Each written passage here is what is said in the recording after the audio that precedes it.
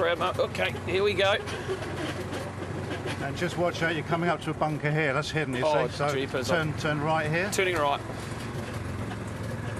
Through the gap. Watch your overwing there. That's Watch the overwing. Oh, yeah, we've got it. Take out the pin. There you go. This is pin seeking. Here we go. Great view of the golfers here. Yeah, it's a bit quiet now, but just coming up to the peak time for the last day. Get in. Yeah. Got him. Yes. Woo. Well done. That's it. There we go. Just foot off. All right. Well, I think that stops itself. Fine. I think the viewers at home need to have a turn. Come on in here. Here we go. Who's on the range at the moment? Got Bob McIntyre. Got a few great golfers out there. Where are the bunkers? There's a great 150 sign here. Oh, geez, we've just been hit with a ball. Been hit with our first ball. Oh, dear. Oh, dear. Okay, now I'm trapped in the middle of the range. There's the big 150. What a celebration of golf it is. Oh, I'm lost. Oh, dear. This is intimidating stuff. The undulations. Oh, there's another ball. Thank you. Thank you. I'll pick that one up. Okay, 200 yards. Right on that target range. I'm not sure how much help I'm being. I've only got about 10 so far. Here we go. Look at it. Now we're on a roll. We're on about that 7 iron, maybe 6 iron distance now. Good strong 6 iron with this wind. Oh, look at that. We're on absolute fire. Need a bit of CRC on the left tyre. But there you have it, folks. A lot of jobs here at the Open Championship. It's great to be able to help out. But this one seems a bit dangerous for me, so we might throw it back to you guys, and I'll just be here doing the hard yards. Oh, careful.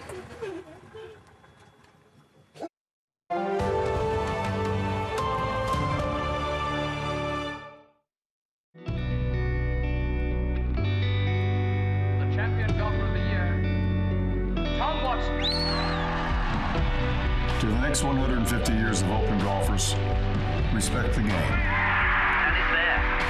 Watson has this desperately difficult third shot today. These links courses have been around long before you were born, and will be here long after you're gone. Don't get mad at the wind, the rough, or the bounces. You're in the hands of Mother Nature, after all. Play hard, but play fair. Be known for winning, or losing, in the right way. If you're lucky enough to have your name etched on the Claret Jug, look at those names before you. Realize that everything has led to this.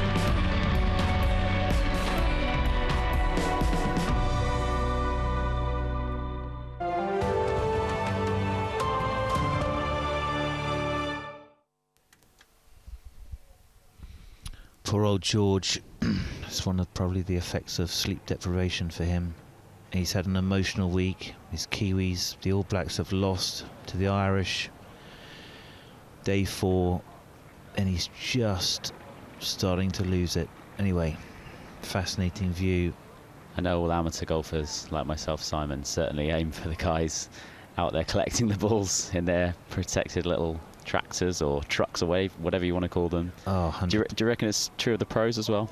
100%. I used to do that at Lake Nona a long time ago, and if Paul Azinger or Payne Stewart were on the driving range, I knew it was going to be a really noisy ride. Okay. Homing in on Min Woo Lee, it looks like, over there. Min Woo Lee, yeah, superb ball striker again. Gave a great show so far. These 3 days. Yeah, he had it really rolling on the first day. Made an eagle in that opening round to take him to 4 under par at one stage that day. Ended with a 69. So, playing with Spieth today. Very deliberate swing, isn't it? Yeah, he's very much in the category of sneaky long, is Min Woo Lee. Such a great ball striker.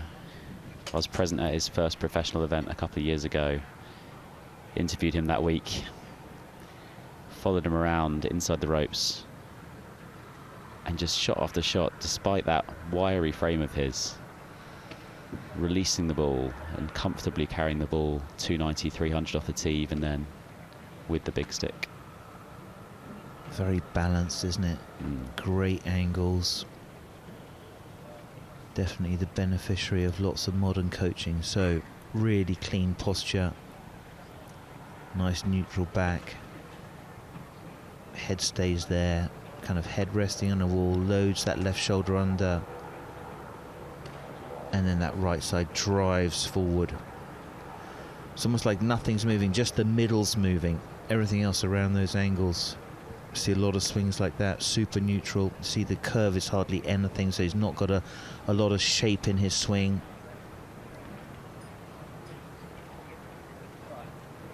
Probably just a 6-iron, I think. Maybe a 5-iron there. That's really ripped, isn't it?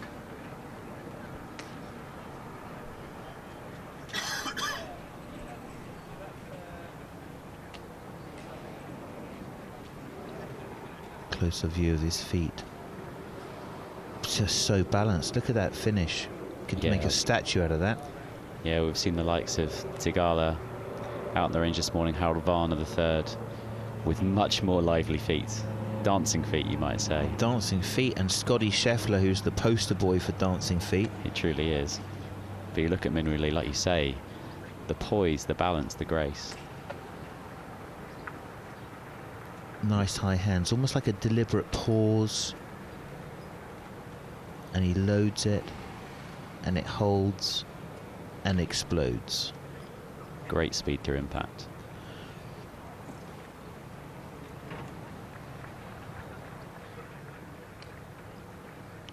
That was a little unconventional. Golf ball that maybe had just had a little bit of damage. 2 golf balls that had a little bit of damage, or maybe not his brand. Here we go. See what he's got in his mind. This looks like a little bit more of a full routine. So let's load him up and let him go. And we'll leave him and wish him well. And we will go and find Di Stewart. Thank you very much, Simon. Actually, Simon, I'm with one of your very good friends, former England cricketer Nick Compton. Nick, you know Holmesy, don't you? I know Holmesy very well. He doesn't get back to me anymore, though. I think he gave up with my golf swing a long time ago. Oh, Simon, can Simon hear me in the box? Yeah, I totally can. Why are you not replying to Nick's text? Oh, Compo, Holmesy, come on, no there's offence, lots of work mate. to do. I keep coming down to the Wisley, and you keep blanking me. What's your response to that? I'm probably guilty as charged. He's guilty as charged, he says. He says. At least he's honest. He is honest. He'll get back to you a week on Tuesday, he said. Nick, it's great to see you down here at the Open Championship. You've come down for the final day, and I believe you're playing golf tomorrow with... Yeah, it's dropping a little bit of a name. The legend that is Gary Player. I know his grandson very well, and of course, with my South African roots, I've played with him a few times, fortunately. But the chance to play, obviously, at the home of golf and in Scotland is obviously a huge, huge privilege. Well, will be a huge privilege if it happens. Yeah, great stuff. You've come here for the last 18 holes. Who are you supporting? Who are you rooting for? I like them both, Hovland and McIlroy. But I think it'd be great if Rory did. Go one step further. 9 years since his last major win? 8 years, sorry, to get it correct. And look, he's been knocking on the door. His form's been, fabulous. There's not much wind. I think we've got to be backing him, surely. Yeah, absolutely. This is your friend James. I want to get James in. Who are you going for, James?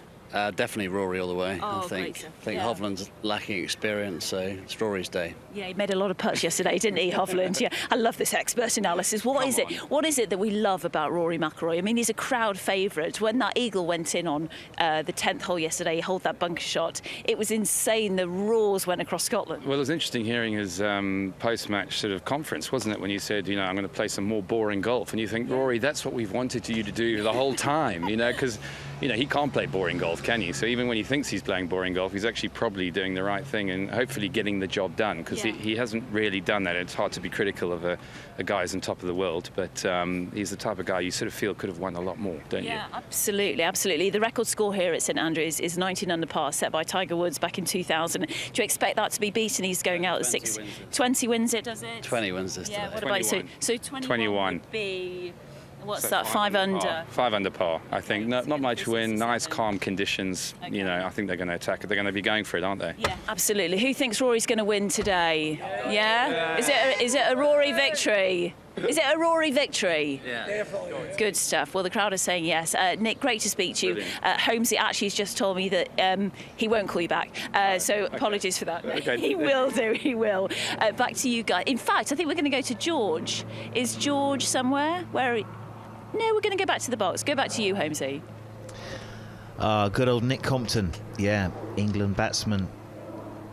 And now golfer, playing golf with Gary Player. How about that? So, range is tensing up. We're starting to get into the guys middle of the field. So, flag's not really kicking on too much. Tide will change around a little bit. Scoring conditions still pretty fantastic. We've had a tiny bit of rain. I don't think that's going to be impactful, though. The fairways have definitely been harder than the greens. So here we go. Lucas Herbert with a swing aid I like a lot on. So what he's going to do there, that little orange device is going to sit onto his left wrist to make sure he's got the club into the right slot there. It's a great little aid. I think it was actually Wade Ormsby's dad who designed that. So, slots onto the club halfway up. You set the angle that you want, so your neutral angle. You can see he's got it right down the middle of the club there. Left hand goes on. There it is. Club's been set, and now when it gets onto the top, that little hinge angle there will sit right on his left forearm, and then he knows he's completed the backswing and set it in the right slot. Caddy's got an absolutely spectacular sort of a ZZ Top beard. I love that. Do you have any devices, Simon, that you like to kind of keep that connectivity between the arms? You see people with balloons sometimes. Yeah. Towels are implemented a lot. Do you know what? I think having one or two devices that you really help you, that you don't have every device. Podrick Harrington has got every single device. He is Inspector Gadget. But this one, that's a good one. Now the club goes away. That might be the last time we see that. That club might just be there for that particular use. Now, trying to recreate the feeling without the device. See if he hits the same slot. Fluid wrist, isn't it? Very fluid wrists. Lots of lag, lots of power. Got some tunes running in the background there, just keeping himself in a relaxed mood. What do you think is coming through those headphones, Simon? If it was me, I think it would be something fairly calm, like a Dire Straits, Pink Floyd, or just comfortably numb. Nothing too fiery. Shine on you, crazy diamond, you know, all that sort of stuff. I'd be that. I think nothing he's a bit too ramped up. You're thinking thrash metal. I think he's a bit of a party boy, is Lucas. So, yeah, I can imagine there being some beats coming through there. Okay, something soothing for me. Here we go. Watch these fluid, loose wrists at the top. Tons of lag, tons of speed. Beautiful balance to impact, though. It's a pure holding action, that isn't position, it? Yeah. Just ripping probably a few 7 irons, I would say. A winner in Ireland last year, Lucas Herbert. Yeah, great winner in Ireland, absolutely. So a little bit of action around the links. A winner in Dubai a couple of years ago. So the game travels. Yeah, it does. Not going to be contending for a victory today, but very important to still keep yourself up there. The further you get up, more opportunities open up. So final preparation before he heads out onto these famous links. The caddy with his book, just going through pin placements. What sort of shots have you got to do? It's very hard to navigate your way around all of the different angles. What has the championship committee got for you today in terms of pin placements? What can we go at? What can we not go at? Where's the safe spot? This pin's over here. What should we do? There's a little bit of a lower apex shot, just firing it through. And just to take you into a little bit more detail, follow Kit Alexander as he takes you through some of the key holes on the Old Lady.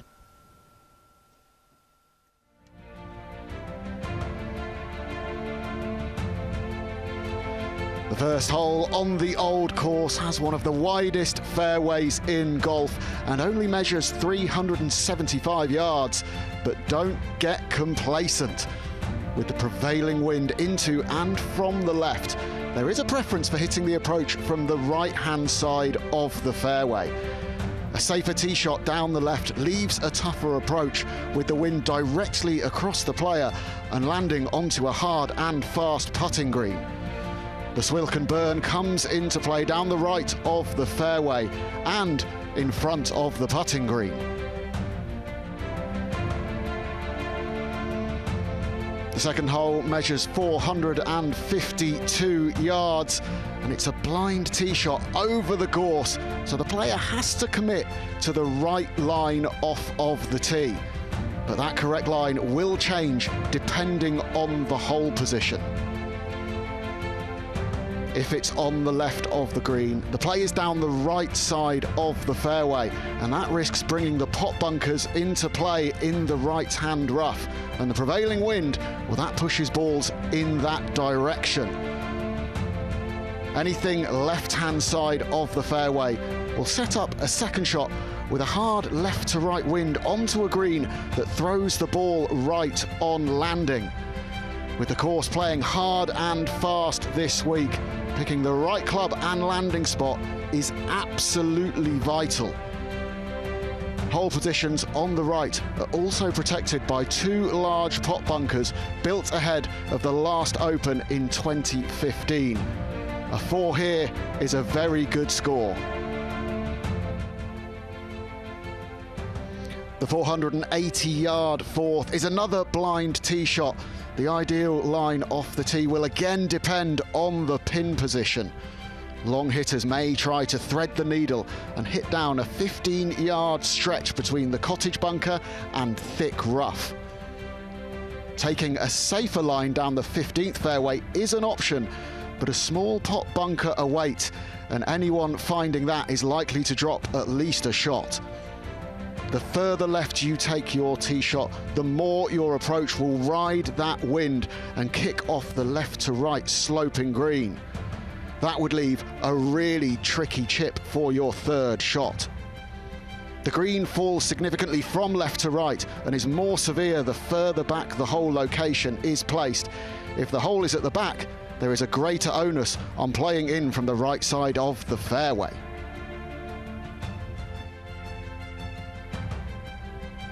The second par 3 on the course is arguably one of the toughest greens in world golf, with severe slopes from left to right and a prevailing wind from the left as well. Everything feels against the golfer at the very far end of the links. The large hill bunker to the left and strath bunker short along the false front, and the drop-off at the rear of the green reduce the target area significantly. Any tee shot that lands to the left of the hole will result in a difficult downhill putt. Shot shape is important here, with many players hitting a right to left to hold the ball against the wind. The 12th hole only measures 351 yards, but it's deceptively tricky because of a series of fairway bunkers that can't be seen from the tee. The prevailing wind is often helping, so the longer hitters have a chance at taking on the green. Others will choose to lay up short of the bunkers, leaving a long second shot into a challenging, heavily contoured putting surface. The top level of the two-tiered green is only 12 paces deep and demands pinpoint accuracy when the flag is located there. Whatever weather conditions, this is a great opportunity to make a birdie.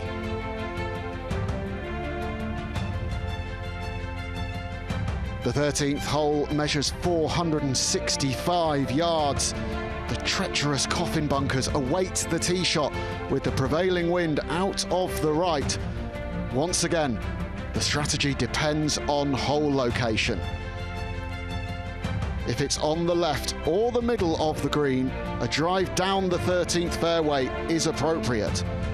When the flag is on the right, the longer hitters may choose to go down the 6th fairway, over or left of the coffin bunkers.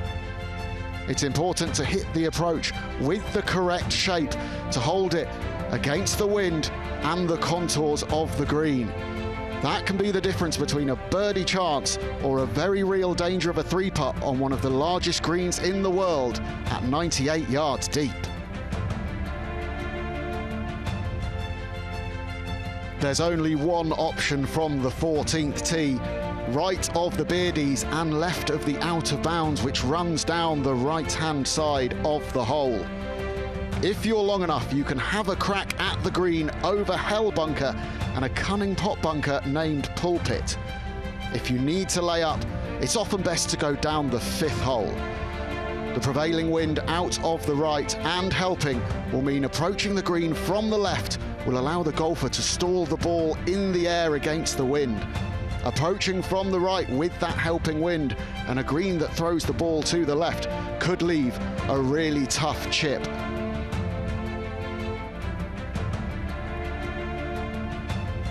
The 418-yard-long 16th was the second toughest hole at the 2015 Open Championship. With the wind out of the right, there are a couple of options off the tee. The aggressive play is between the principal's nose bunker and the outer bound fence, where the golfer can ride the wind or cut a tee shot off of the principal's nose. Deacon Syme's bunker also comes into play a little further up if you choose to take that aggressive line. It's small, but it's penal. The safer option is left up the 3rd fairway, which leaves a second shot into that prevailing wind to a green with a steep rise at the front. Controlling that approach to get the ball landing on the flat of the top is absolutely vital.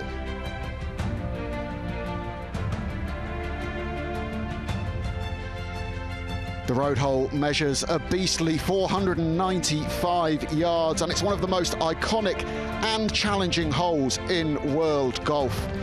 With the prevailing wind out of the right, the line off the tee is often further right than you expect over the railway sheds. Either skirt the hotel and ride the wind to the 17th fairway, play it safe left down the 2nd fairway, or risk the rough between the two.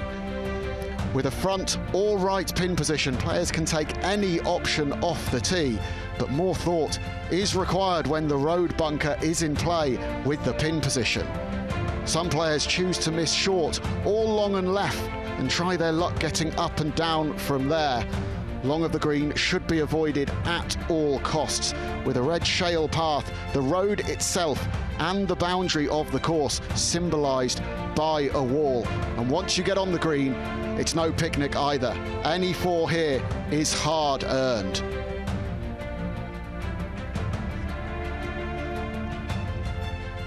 The final hole at the Old Course features one of the widest fairways and most famous views in golf. Players can choose to go for the green or lay up off the tee, far enough back to control spin with the approach. A front hole location requires care, as the player will not want to be too close to the green with a difficult pitch, chip or putt through the Valley of Sin. The green slopes from back right to front left and gives you a great chance to finish with a birdie.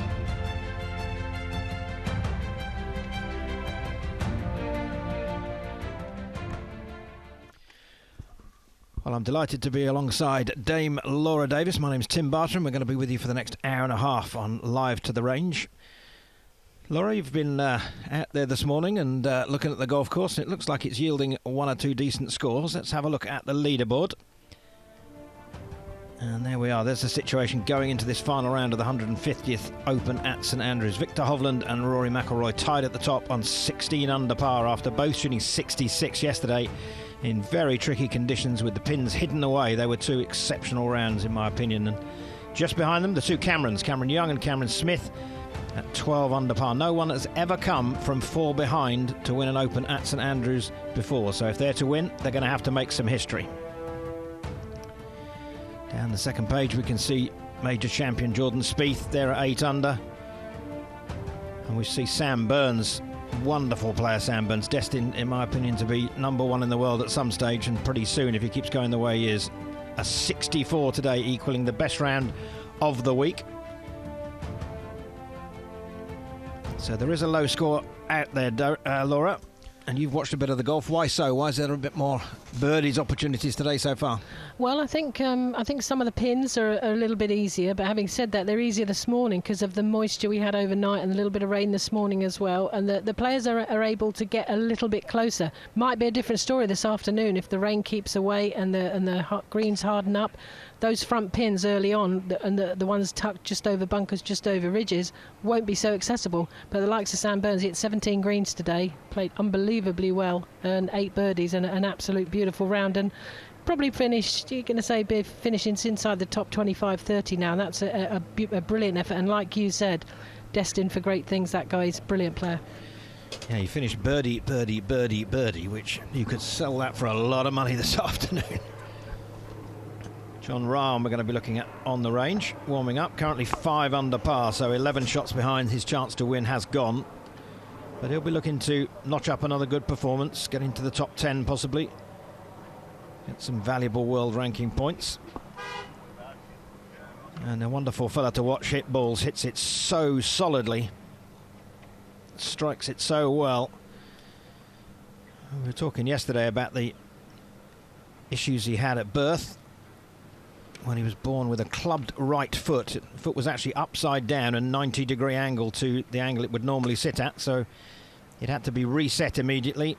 So he was in plaster 20 minutes after he was born and went through a lot of procedures and rehabs to get him to the state where he is now. But that's the reason he says that he can't make the full backswing that you might see in the vast majority of players who get the club up close to parallel. John has a very economical swing. His hands barely get to shoulder high, and he says because the right ankle just cannot stand the stress of a fuller swing than that. He seems to wind his body up extremely well and shift a certain amount of weight over to that right side, but he says that's the reason for the limitation. How much do you like watching this guy hit balls, Laura?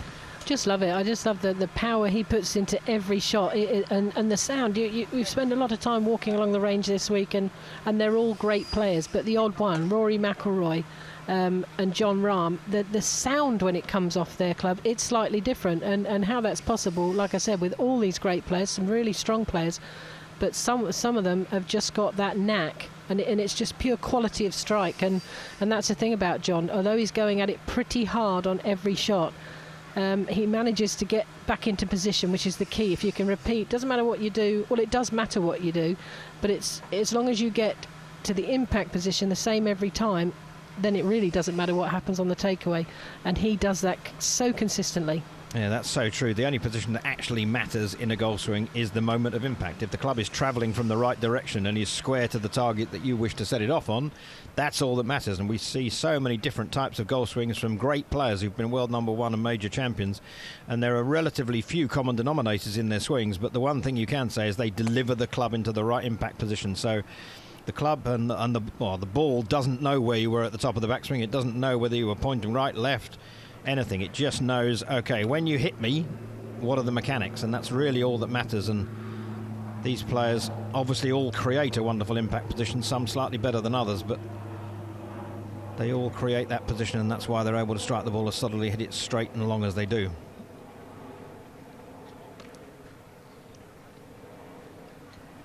Go down and have a look at Jon Rahm's grip. He has what we call a weak left-hand grip. It's quite unusual. Very few players have it. If he looks down from his perspective, he'd see maybe one knuckle on his left hand, and the norm would be 2 to 2.5 for the majority of the players. So it's called weak because essentially if it turned into its natural hanging position, if he took that hand and turned it to where you can see 2.5 knuckles, it would open the club face, and that's why it's called weak. So why does he do that? It's obviously something to do with his swing. It is. It's basically because he started off playing and hit some hook shots, and I think instinctively weakened it. And then he has a range of motion in that wrist where he can bow the wrist very comfortably but not go the other way. It's a physical thing. And so he bows his wrist, so at the top of the swing you'll see his wrist sort of looking more up towards the sky. That makes the club face extremely strong and extremely powerful. It can make you hook the ball if you don't turn your body very well through the ball, but obviously he does. So, yeah, it's a physical thing with him. He's not able to use his wrist in the way that most people do. And he told me that in all sports that he plays, he actually bows that wrist, whether it's tennis, cricket, baseball, whatever, he bows the wrist. Just superimposing the shots that Jon's hitting on the range out onto the golf course. He'd have taken that shot today, wouldn't he? Absolutely. For that pin. Very nice. I think the 11th, the par 3 out towards the water there is one of the most difficult holes on the course, in the sense they generally tuck the flag just behind the front bunker, and it is devilishly deep, that front bunker. Yeah, they've got it quite well back today, quite well back on the right-hand corner, so it's going to be extremely difficult.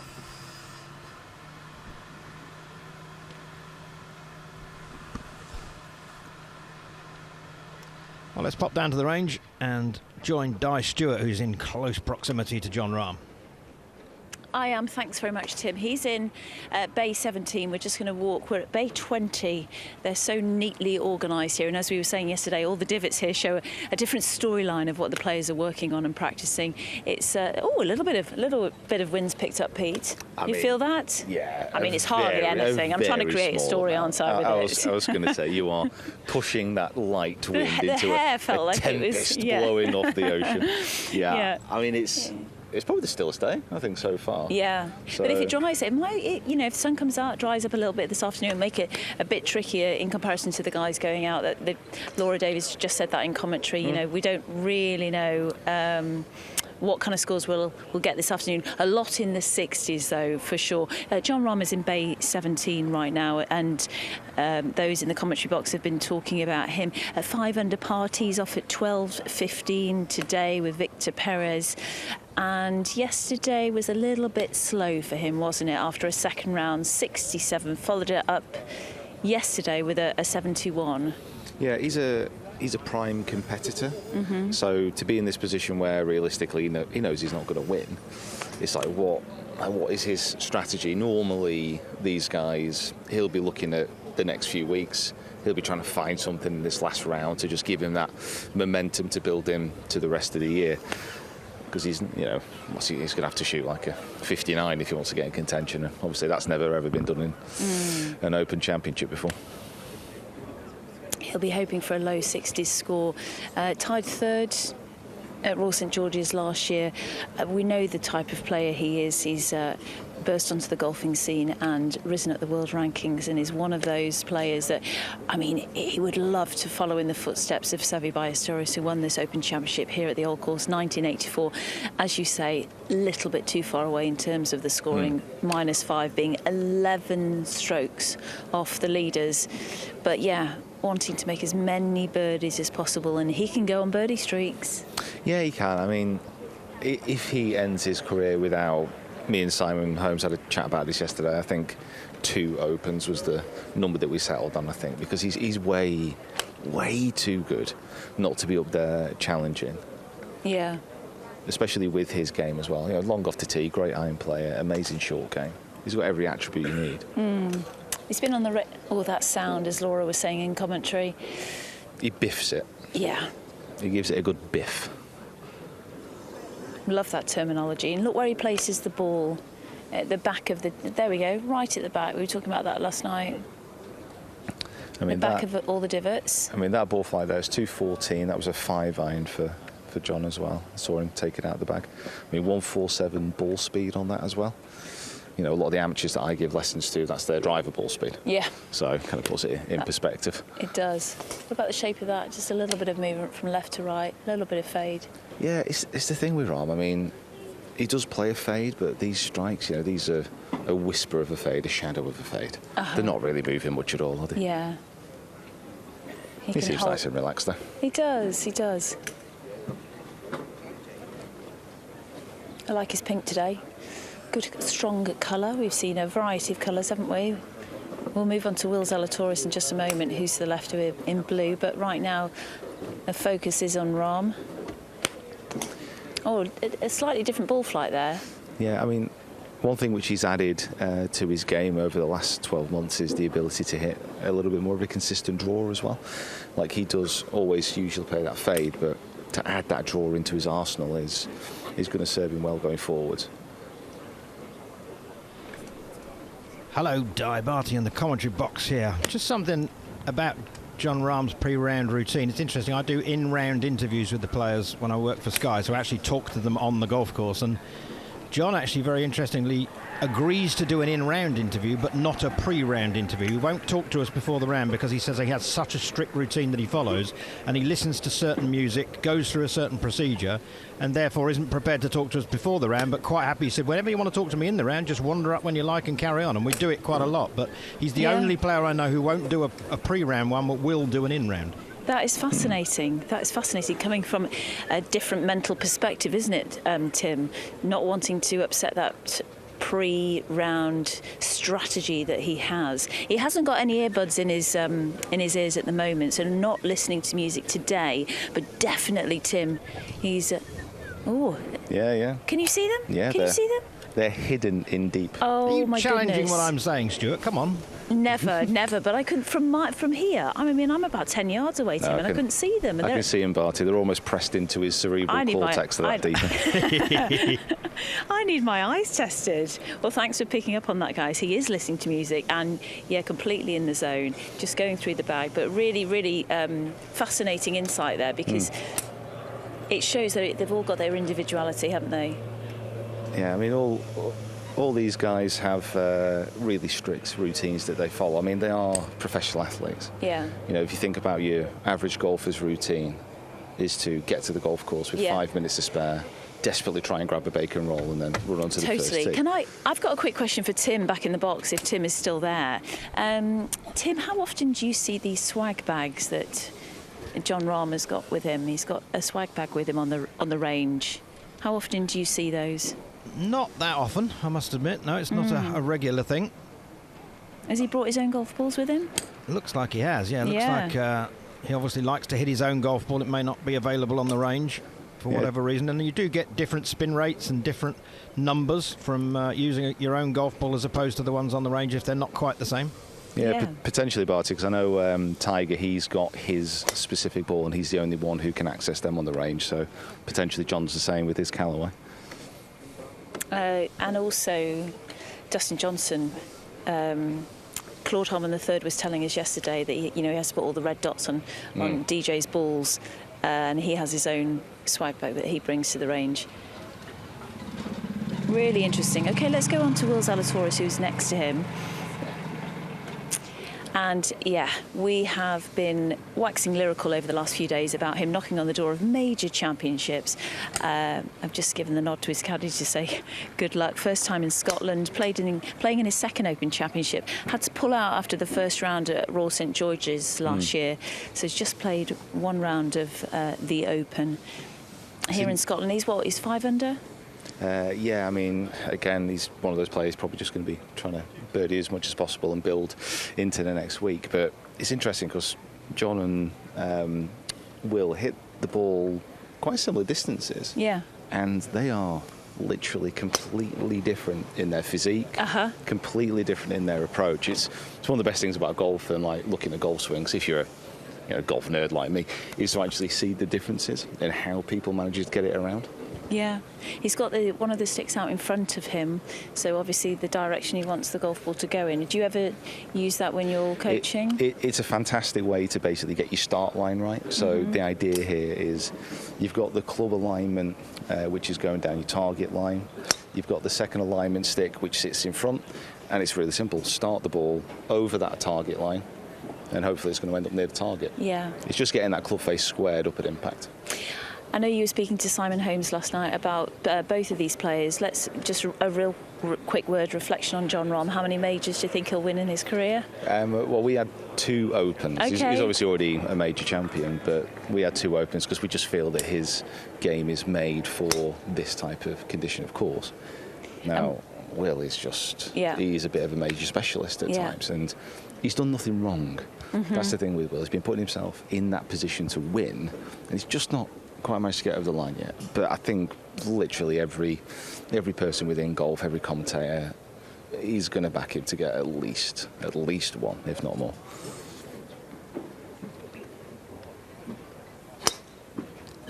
by the way, his shoes, by the way, FootJoy been doing a collab with Harris Tweed.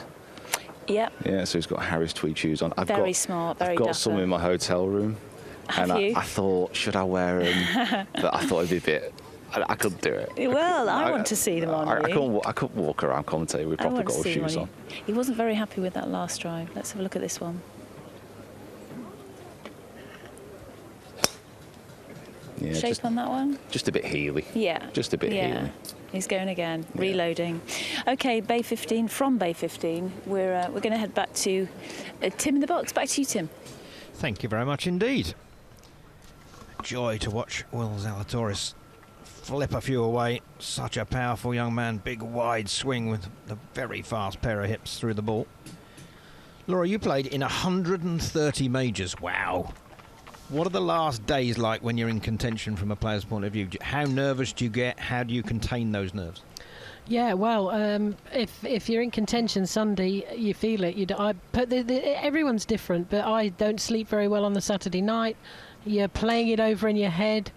You're trying not to think too much about lifting the trophy, because that's the thing. If you're leading, if you've got 2 or 3 shot lead, then that's obviously all you can think about, and that's exactly what you shouldn't be thinking about. So I was a bit of a bag of nerves, but I always thought that was a good thing, because it really focused your mind.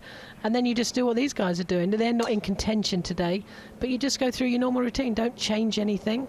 If you have a game plan for the particular golf course you're playing, then stick to that. And other than that, it's pretty much like any other round of golf, apart from at some point, if you're still in contention on the back nine, you can't feel your legs, you feel sick, you can't eat, you struggle to drink. That's when you need a good caddy. Tell you to have a drink down the stretch, tell you to do this, that and the other. But it's hard work.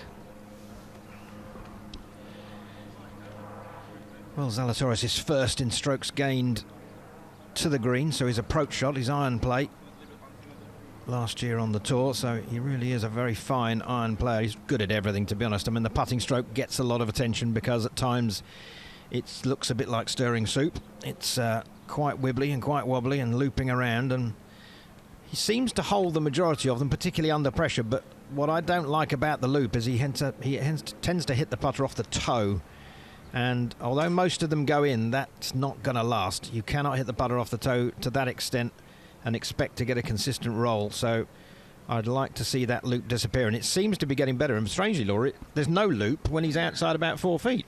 Yeah, amazing, isn't it? It's obviously just the brain not working properly for those short ones, and he's thinking too much, and he gets that. It's almost like changing gear in an old, do you remember the old gear changing meshes? And it's horrible to watch, but it works. He has missed a lot of short putts, but in the last year or so, I'd say he hasn't. The putt he hold to get, although it was a bit longer than 4 feet to get in the playoff at the PGA, was an amazing putt. Yeah. So he can putt, and he has putted really well in majors. But his overall game, I absolutely love it. And I think the way he handled he's had 2 this year, 2 second places in majors. The way he handles it, I think is incredible. Mm.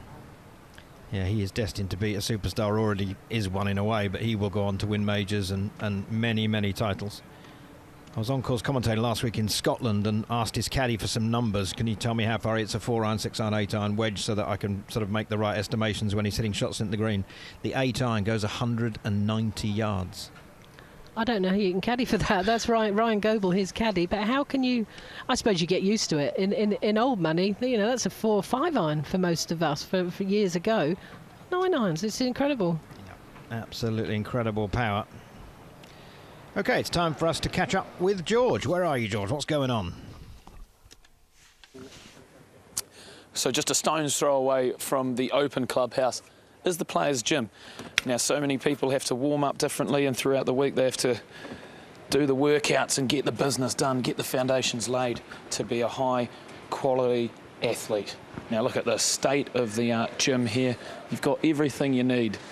Your bench presses, this is where they come up before a round and do their stretches, get in the zone. A lot of players during the week will have gym sessions locked in, and they'll really throw some tin around. But then as we get closer to golf time, you can see them just taking it easy. But they've got absolutely everything they need, and it's so close, so handy. The range is just over the back, right next to the clubhouse. Everything is a one-stop shop. and someone who's making the most of it is Anthony Quayle. Anthony, what a week you're having. How are you enjoying the Open? Oh, it's incredible so far. Just pretty much everything I expected it to be and probably more. Sitting at 5 under par. What are you up to now? How do you warm up for a round of golf? Yeah, so I like to get the heart rate up, try and get a light sweat on for probably 10 to 15 minutes, and then I'll go do a little bit of rotation work, sort of use a few of the weights and equipment we have here to try and activate a few muscles and different sort of muscle groups in the body, and then head straight to the range. Yeah, it's all about that perfect balance. You don't want to knacker yourself out too much, but you've also got to get the body in action. Yeah, well, I think warming the body up, but also the mental stimulation you get from it just helps bring a little bit more sharpness out on the golf course. Oh, there we go. Everything and more. Well, Ants, good luck today. Cheers, enjoy your Sunday at the Open. Thank you. Cheers, guys. Look out for him. Top 10 today. But there you have it. State-of-the-art gym right here on the doorstep. I probably need to spend more time in here, but I'm too busy working for you guys at home, so I'll leave you to it. Oh, you're looking pretty fit to me, George. I don't think you spend too much time in there. I'll second that. Back out to the range then. You can see slightly overcast skies. Quite humid today. Gentle breeze blowing at the moment off the left-hand side as it has been all week, so the players are familiar with it. Very early in the week, that wind was extremely strong and the players were limiting their time on the range because a strong left-to-right wind can cause you issues in your golf swing. It can force players to sort of feel like they need to start it down the left-hand side and get the club coming too steeply and too much from the outside. Just easing our way into who? Nikolai Hojgaard, I think. One of the Hojgaard twins. He and Rasmus, both winners on the DP World Tour. And real talents. Expect these guys to be Ryder Cup players, and if they are, they will want to play together in the way the Molinari brothers did a few years ago at Celtic Manor. He's going out at 12.25. Currently lying at 5 under par, so again, not close enough to the leaders to think about winning, but looking to improve his position. Experience a major championship Sunday at St Andrews will be very special. You seen much of this guy, Laura? Only what I've seen on TV. I've not seen him hit it up close, but they're both very impressive, aren't they? Really hit it a mile. Again, they all do. I know they all do, but it's still hard to imagine just how far these chaps do hit it. But, you know, love his swing, and it's been a joy to watch them both go. And like you say, wouldn't it be great if their Ryder Cup players are coming up in Italy next year? There was a tournament in Ras Al Khaimah earlier in the year, and there was a pairs event just on the Wednesday afternoon, a sort of hit and giggle event, and they were scheduled to play together, and they were both going to wear the same clothes, so that we had no chance of identifying which one was which. And I was chatting to Rasmus, and he said, we're going to have even more fun with that. We're actually going to go to the wrong golf bag. So you say, well, this one's Rasmus, because he's gone to Rasmus's golf bag, and it would have been Nikolai. Apparently, when they were at school, they used to take each other's classes. If he was better at science than him, then he would take his class for him, and the other way around.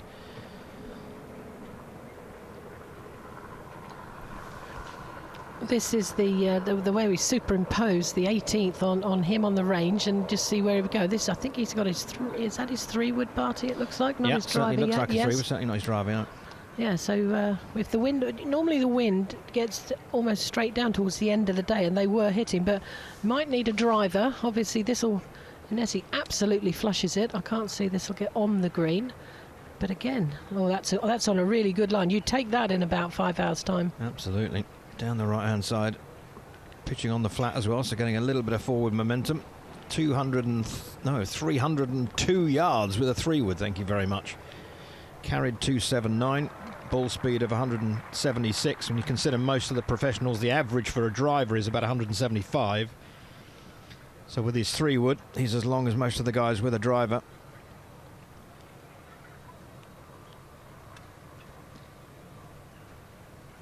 So it will be interesting to see which one of the brothers ends up with the greater record. At the moment, Rasmus has won more than Nikolai, but there are people that think Nikolai's got potentially more ability to win tournaments, but it's pretty close. Now he's out with the driver. Let's see where he can go.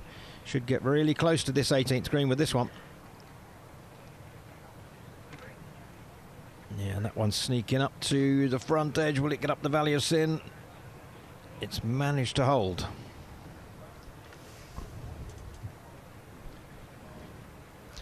Apparently, he spent a lot of time on YouTube analysing Rory McIlroy's swing. Now, that if you're going to analyse someone's swing, I'm going to suggest that's a very good choice from the young fella. It certainly is. And he has a similar action in a way, in that there's massive width to it on the way back and extremely fast hips coming down. So there are elements of it. You see that in Justin Thomas as well. Justin apparently followed Tiger Woods in that respect. He saw him win when he was a very young man, 7 or 8 years of age, and thought, that's how I want to swing. So you get the big high hands at the top, the width, and also the fast hips coming down to drag the club into the ball. And that's not a bad choice either, is it? Tiger Woods. That's the thing about these guys, isn't it? Everyone wants to be Tiger Woods or Rory McIlroy, and some of them get to this point where they can actually try and do that in the world stage at an Open. They certainly do. It is important, though, to realise that biomechanically they're all different, and not everyone can swing the same way. Jon Rahm couldn't physically swing like Nicolai or Tiger Woods because his body just won't let him. So a lot of these guys now use biomechanics. They go and see a biomechanics expert and say, OK, look at my body, look at my range of motion. They go with their coaches mostly, and they figure out, OK, you're not as able to make a massive shoulder turn in the way that somebody else can, or your hips don't quite turn with the fluidity of someone else. So they work out what they can do and what they can't do and build their swing around it. Yeah, makes absolute perfect sense, that, doesn't it? Because you go with what you've got. So Nicolai's on his way to the golf course, hoping to emulate Sam Burns and shoot an 8 under par 64 or even better. So as he leaves the range, let's pop down and see what Di Stewart's got for us. I know. Not real at it, you know. I have a very special guest with me, not just the Claret Jug. Ronan Keating. Hey Di, how's it going? Yeah, really great to see you, really Me good. too. Yeah, we've had a fantastic time here live at the range, and we've had such a great response, actually. People love watching golf swings. Yeah. And I know you do yourself, don't you? You're slightly obsessed. We're all experts all of a sudden, you know. Yeah. It's like when Wimbledon kicks off, we're all out playing tennis. Yeah, we're all playing golf. It's just amazing, and to see Rory at the top there right now, it's just what everybody wants. It's exciting. It's really special. Yeah, it really is. I mean, we've only got this, the Claret Jug, dating back, Ronan, to 1872. Okay, just take a step back just a little bit. I know. Yeah, we're a bit close. It's amazing. We do have some security around here, just like the Ryder Cup as well. But incredible names on there. Do you have a favourite standout Open Championship that you've been to, or a favourite winner? Royal Port Rush was pretty special. When Shane won was amazing, the whole moment. Yeah, I think that would probably be the standout for me. I think maybe today. Who knows? I know. You know, I think maybe this is going to be the one. St Andrews, 150. Rory's at the top.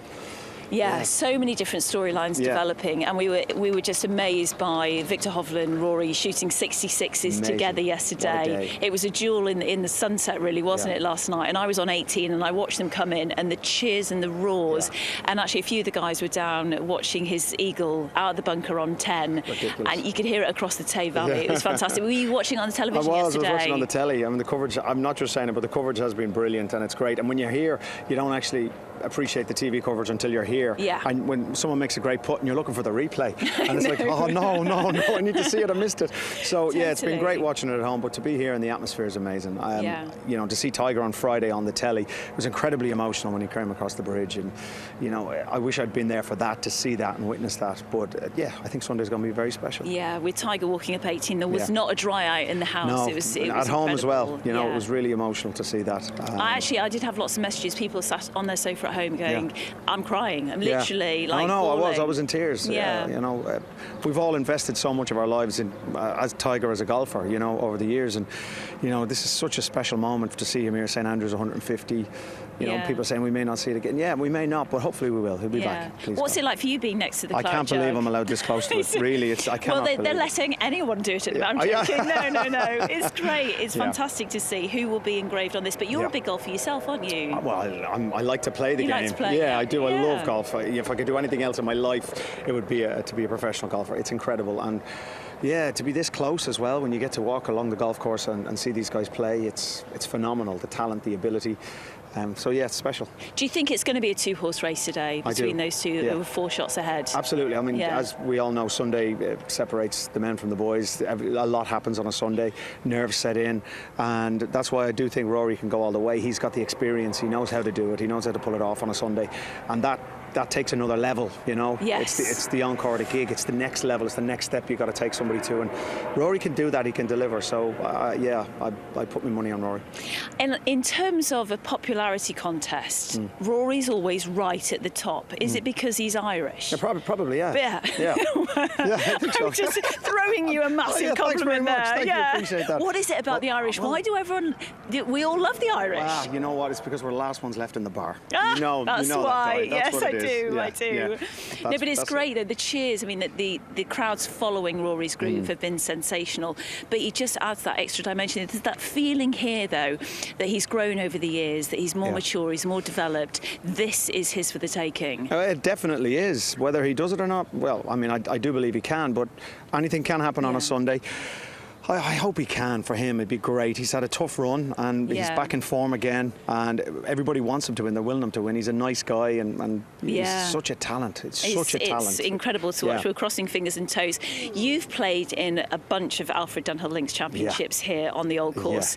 What is it? Have you had a few decent rounds? I've had a couple of good rounds. Made the cut last year, which was very special. Who was that with? Okay. Eddie Pepperell and myself made the cut last year. We usually play with Westy, but he didn't play last year. Okay. He's out there now. I'm going to go out and try and catch him. He's doing all right. Yeah, it's just a very special place to play, St Andrews. Yeah. It's an incredible golf course. The history here and just the whole vibe, the atmosphere when you're out and about. It's cool. Do you have a favourite hole out there? Obviously holes that you make birdies on. Well, I hit the hotel on 17 the last time I played with Westy, which was very embarrassing. Yeah. Did you? Awful. There was a few thousand people following us. It was Timberlake and Rose, Westy and myself. Sorry, let's just go back there. I know, Justin I dropped Timberlake. A few names. Yeah, I did, I'm just picking that one up there. But Who else? It was the most embarrassing moment of my life. Was it? Yeah. What did JT? I feel like I know JT now. We're chatting about him. What did he say about hitting the hotel? You hitting the hotel? I think he said he did it last year, so I didn't feel so bad. But Westy fell to his knees laughing in front of a few thousand people. It was very hard to deal with. Yeah. Oh, yeah. Hopefully, Hopefully, you made like birdie of 18. Let's lie and say I did. Oh, why not? Great stuff. Yeah. I've really loved being near this Claret Jug, and I reminisce about Tiger Woods 2000, 2005, and Tiger back in 2000 was 19 under par. We've got 16 under par, the final group going out. We expect that's going to be beaten today. Do you feel like a 68's out there for Rory or Victor? 100%. Yeah. I mean, the way the course is playing, here's me now looking like I sound like a golfer, but the way the course is playing with the weather, etc., definitely, there's no wind at the moment whatsoever. Yeah. These guys will smash it out here today. Oh, we can't wait. Are you going to go out and watch? Yeah, I'm going now. Yeah, great. So, okay, I'll take the mic from you. Listen, thank you. It's so great to speak to you. Yeah, great stuff. All right, he's off. I'll stay with the Claret Jug. Really great to speak to Ronan Keating there. I'm going to just hang around here. Back to you guys in the box. Well, what a joy that was to see Ronan. He's a very keen golfer. I've been out on the course with him a couple of times at the Dunhill Links, and he absolutely loves it. We're going to slide in and have a look at a man wearing very flashy trousers, so it's got to be Ian Poulter, Laura. Absolutely, yes. He's going through his normal warm-up routine. He's had rounds of 69, 72 and 70, so would dearly love to go sort of mid to low 60s today. We've seen early on that the scores are out there, and he'll just try. He's got his earphones in as well. He's got his caddy Terry Mundy there sorting all the clubs out for him, and hopefully he'll walk on that first tee with some really good numbers in mind, and be nice to see that. Yeah, he's had some success in the Open before. 2008 he was the runner-up to Padraig Harrington, so he pushed Padraig all the way. Padraig obviously winning back-to-back Opens, very special for him. Poulter's always worked, or pretty much always worked, on his golf swing with Peter Cowan, and they work a lot on fundamentals. It's not so much the golf swing itself, it's more the posture, the alignment. You'll see he has devices on the ground. He's just kicking them around to get them in the right position, where he checks that his alignment is correct of his toes, knees, hips and shoulders. There's one line running parallel to the target line, and the other line is running at a right angle to that, and that checks his ball position. And, you know, a lot of amateurs think, well, you know, these guys play and practice every day. Surely they know how to point themselves in the right direction and get the ball in the right place. But believe me, it moves around a little, and if it moves around a little, you've got problems. So Poulter is somebody that is really keen to make sure that his fundamentals stay very, very consistent. If you want to play consistent golf, you've got to have a consistent setup, put yourself in the best starting position you can, and he's absolutely meticulous about that. So almost every shot, he'll be looking down at that cross on the ground, the two white poles that you can see, and checking that his toes, his knees, his hips and his shoulders are all parallel, and he'll be checking the ball's in the right relationship to that stance. The golf swing, after all, is a circle, it's an arc, so it's really only square to the target at one point, and that's where you need to put the ball. Were you somebody that moved the ball position around, Laura, or left it in the same place? Because players do vary in that respect. Yeah, no, move it around a lot. It's depending on the shot you're trying to hit. I mean, obviously, if you get a good number, you hit a straight shot, but you might have to take a bit off. So open your stance, take a bit off the distance, or equally, you might want to go with the big one, hit a draw. So again, move the ball back a bit, take the club inside. And I'm a field player, so that was the way I did it. That's the way I saw it. So yeah, I did move the ball around a lot. Any of you who've not had the opportunity to watch Dame Laura spank it, you've missed out, because she can hit the ball like no lady, woman, whatever, you've ever seen. You just were a joy to watch. You used to not even put a tee peg in the ground, just knock up the ground and hit drivers. What was that all about? Well, that happened a long time ago, about 1990. I hit a drive so far right, out of bounds. I was in somewhere in the middle of America playing an LPGA event, and it spooked me. And for a couple of weeks, I was hitting it so far right, and then started going left because I was scared of right. And eventually had to stop using the driver. Luckily, I had a driving iron that I was long enough with, so I could still compete hitting that iron off the tees. And eventually, after about 6 months, my brother was caddying for me. We'd hit a 2-iron off a tee, and then we'd get the driver off the deck and hit it into a par 5, try and reach the par 5 in 2. And my brother actually said to me, you know, why don't you just have a go chucking it on the tee? So initially, there was no knock up a turf. It was just chuck it on the tee, walk up as if I was hitting my second shot in a par 5. And I started hitting it really nicely. That's why I have no fear hitting a driver off the actual deck. And then the little knock up a turf came in, and now, you know, if the conditions are right, it'll be higher than a normal tee. And it's just a mental thing.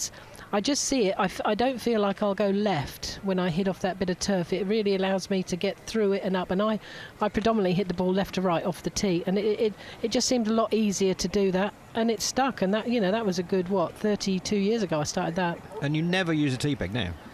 I do a bit now because, you know, because I'm not, when I play in these against these youngsters, it's really hard, and the pressure's off, and I feel like I've got to hit the ball further. So, and you definitely do hit it further off a tee peg and try and draw it in occasions. So I do use a tee, but if I'm under pressure or if I'm into the wind, I will always go off the deck. So it's probably about 70% deck, 30% tees now. Fascinating, absolutely fascinating. You are one of the most talented players I've ever seen. You could do things with a golf ball that were just extraordinary. And all through natural talent, as you say, you were somebody that didn't think about technique, probably never had a lesson in your life pretty much, just stand up there and find a way to make it work. Yeah, I used to, in the early days, I used to watch Seve, Bernard Langer, Woozy, and then I'd go on the range practicing, and I'd just try and mimic what I was seeing, and that's kind of how I learnt my golf. And you're right, yeah, I've never really had a lesson. I don't like thinking about too many things, to be honest with you. Let's have a look at Poulter then launch one here with his driver. See the numbers on the right-hand side. I'll give you the data that's picked up at impact, and you can see the ball speed of 166. I say the average on tour is about 175. The longer hitters get way up towards the 200. But Poulter is now in his mid-40s, so 166 is not too bad. Carrying the ball 270 yards with an apex of 103. Likes to fade the ball generally, just move it a little bit from left to right. You can see the full commitment there as he comes through impact. He is hitting that pretty much as hard as he can.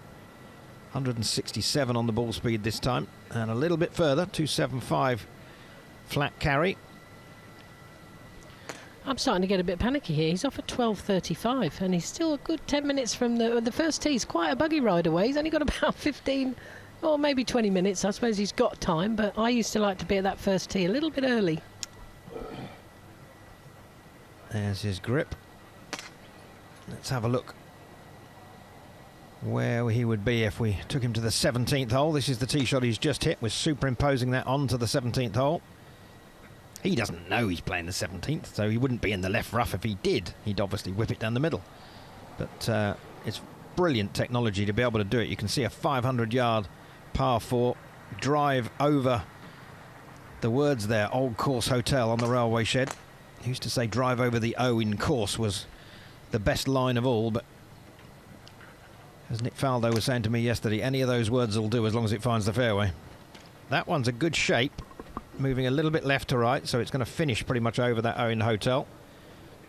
And as you can see, therefore, it's right in the centre of the fairway, and that is the perfect shot. He too has the earbuds in, likes to listen to music while he's practicing and warming up. See his golf swing from behind here now. You can see the cross on the ground I was talking about to check the ball position and the alignment. Tends to have the club what we call a little bit laid off. In other words, it'll point slightly to the left of the target at the top of the swing, something he's pretty much always done. And he's worked to negate it a little bit, reduce it a little bit.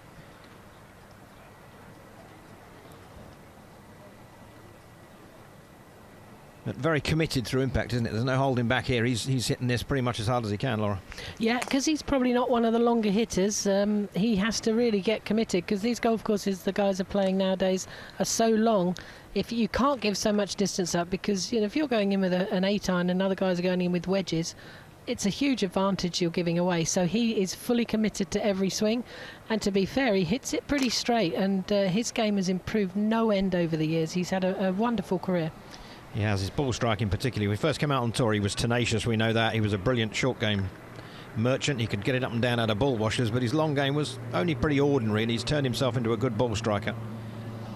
He's got a TrackMan device behind him and his phone tilted up in front of him, and that TrackMan is going to be recording all the data that we're looking at on the screen, so it'll be telling him his ball speed, how far the ball's carrying, the launch angle, etc, etc, and it's on coming from the device behind him. That's picking up the data, and then he's having that relayed onto his phone so he can just glance down and see what his numbers are. So the boys use a lot of technology these days to try and see where their game is. He's taking Laura's advice. He's off. He's not going to be late, Laura. Yeah, I'd be nervous. I tell you, Terry's very calm. He's not rushing him along, but they'll get there.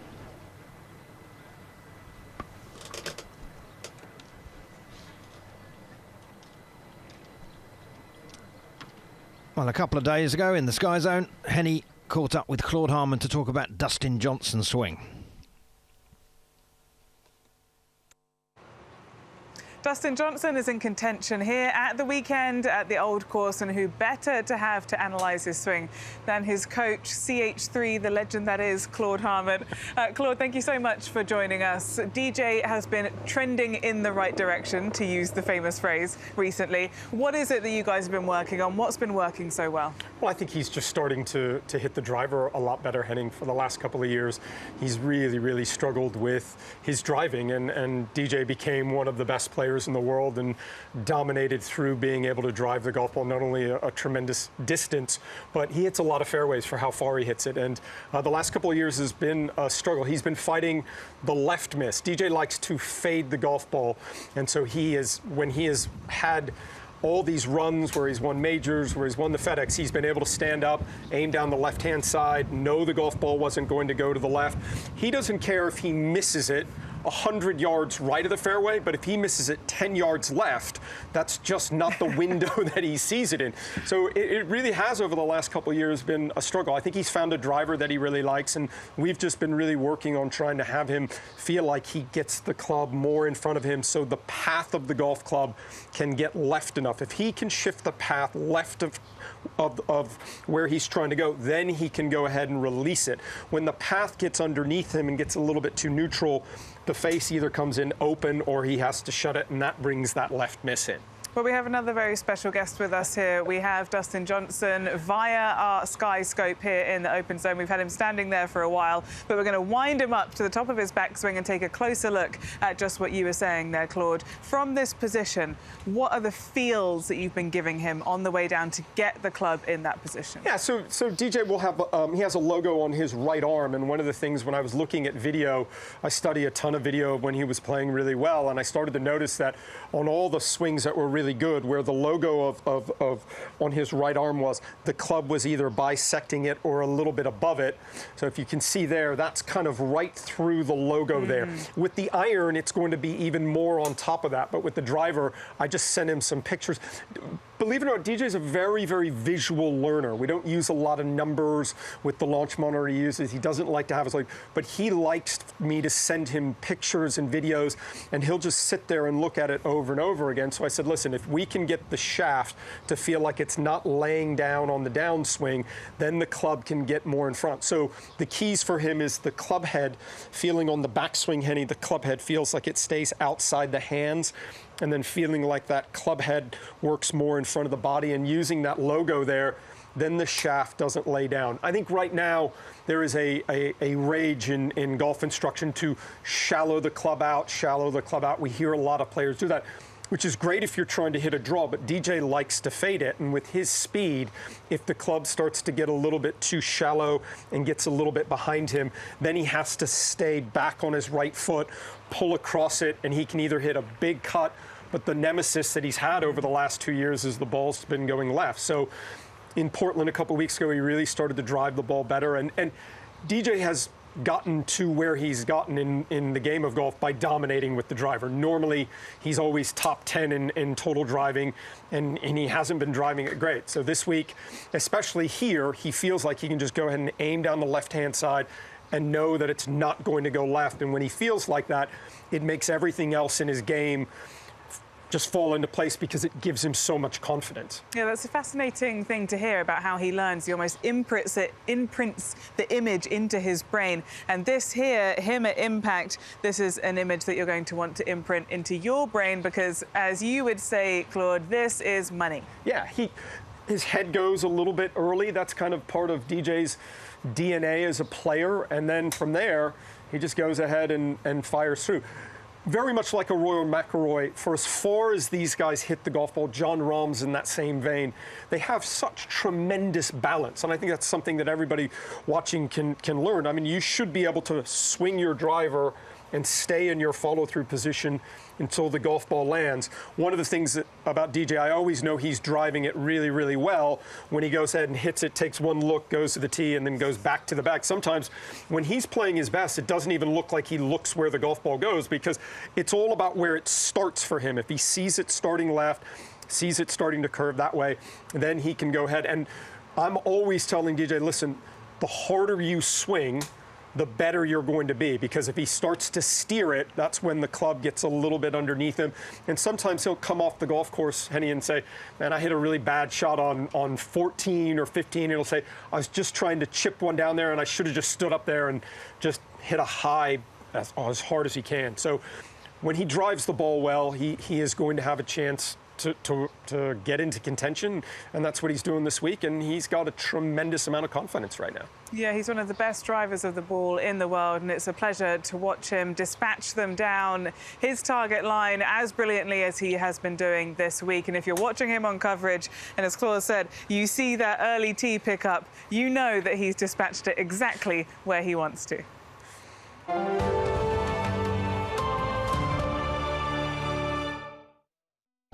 You know, it's just such a cool place, and when you get announced in that first tee in St Andrews, no matter whether it's the Dunhill, whether it's the practice round, you know, it's just special. And it's the only course, probably one of the only courses in the world where I go to where I actually really enjoy playing my practice rounds.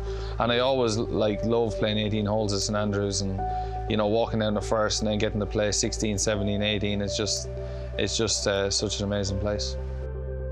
Knowing the magnitude of the Open and what goes into it and the size of the events, I can only imagine what the R&A have planned for the 150th Open in St Andrews. You know, the fact it's in St Andrews and all that stuff, it's going to be really special, but the fact it's going to be the 150th, I'm sure it's going to be pretty cool. And I think for me personally, it's going to be amazing to be a part of that and a part of, you know, all the stuff that goes along with it that week, so I'm very excited about it.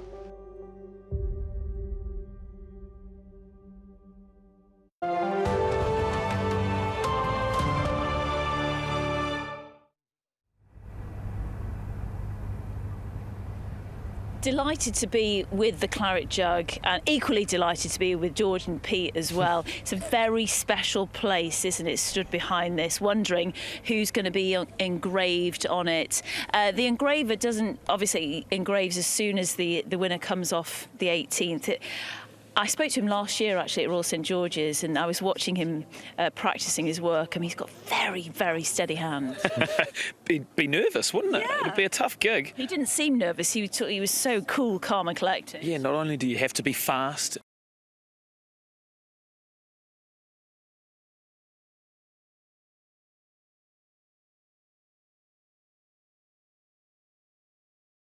Going to pick up on the range and have a look at Francesco Molinari.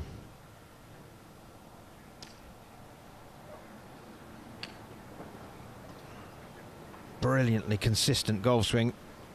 Was one of the most accurate and consistent players in the world when he won the Open Championship. But made some changes in his life by moving over to America, and also tried to get a bit more power out of his golf swing, and made some changes in that respect. Got the power, got 20 yards longer, which he thought, OK, if I can combine that to my accuracy, I'm going to be pretty deadly. And just hasn't quite worked out for him. He's slipped quite a long way down the world rankings. 183rd now from well up in the top 10. So it's been a struggle for Francesco in the last little while. And as I say, the change of life, taking his family to go live in America, and changing obviously to play on the PGA Tour, the lack of familiarity with the courses, etc. He's just struggled to make that transition, but he's still got the opportunity to go on and win more major championships.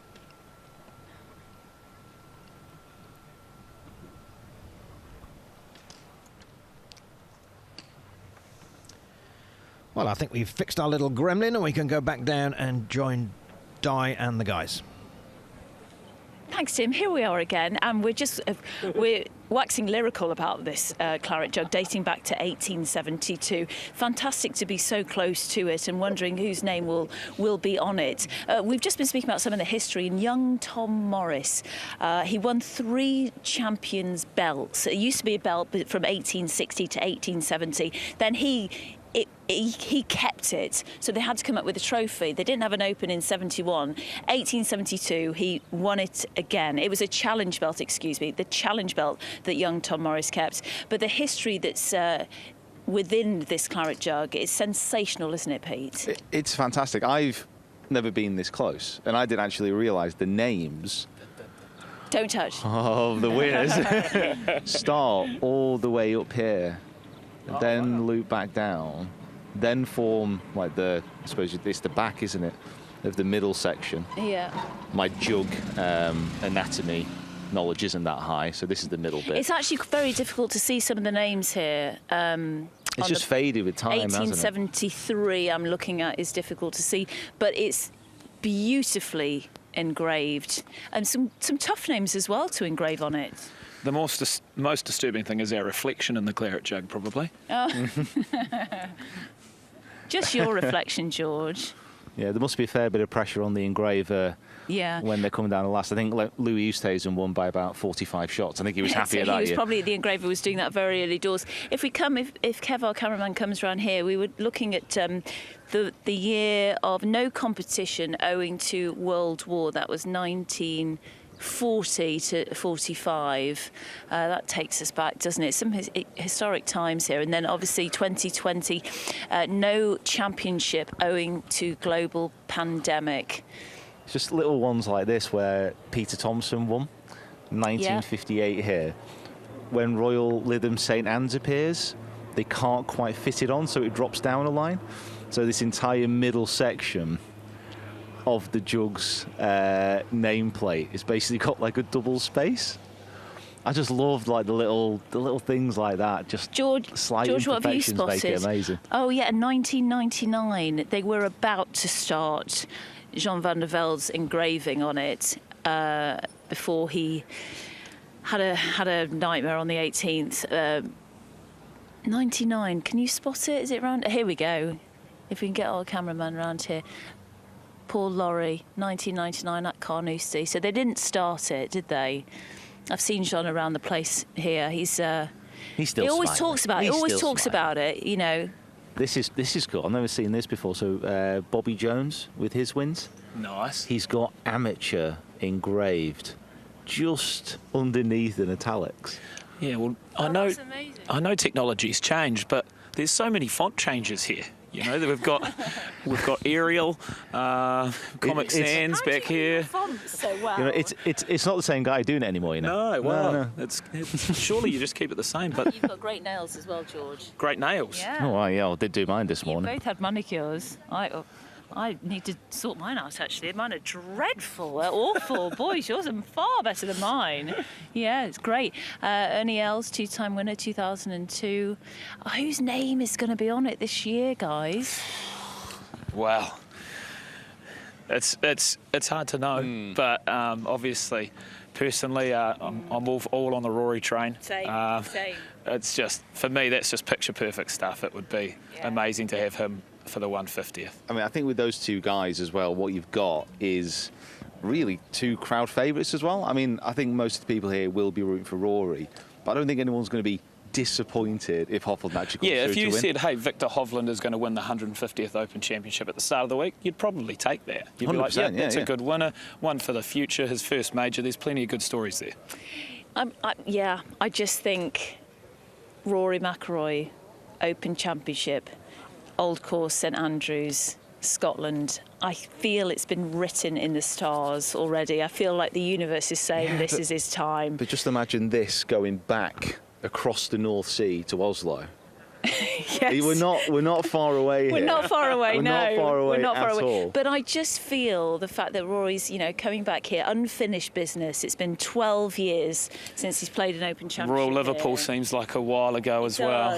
Couldn't defend his title here, could he? Yeah, but he'll be fine. He's just been so cool, calm and collective all week. Obviously, chatting to him earlier in the week, you could just feel his aura was relaxed. He's in the zone. Yeah.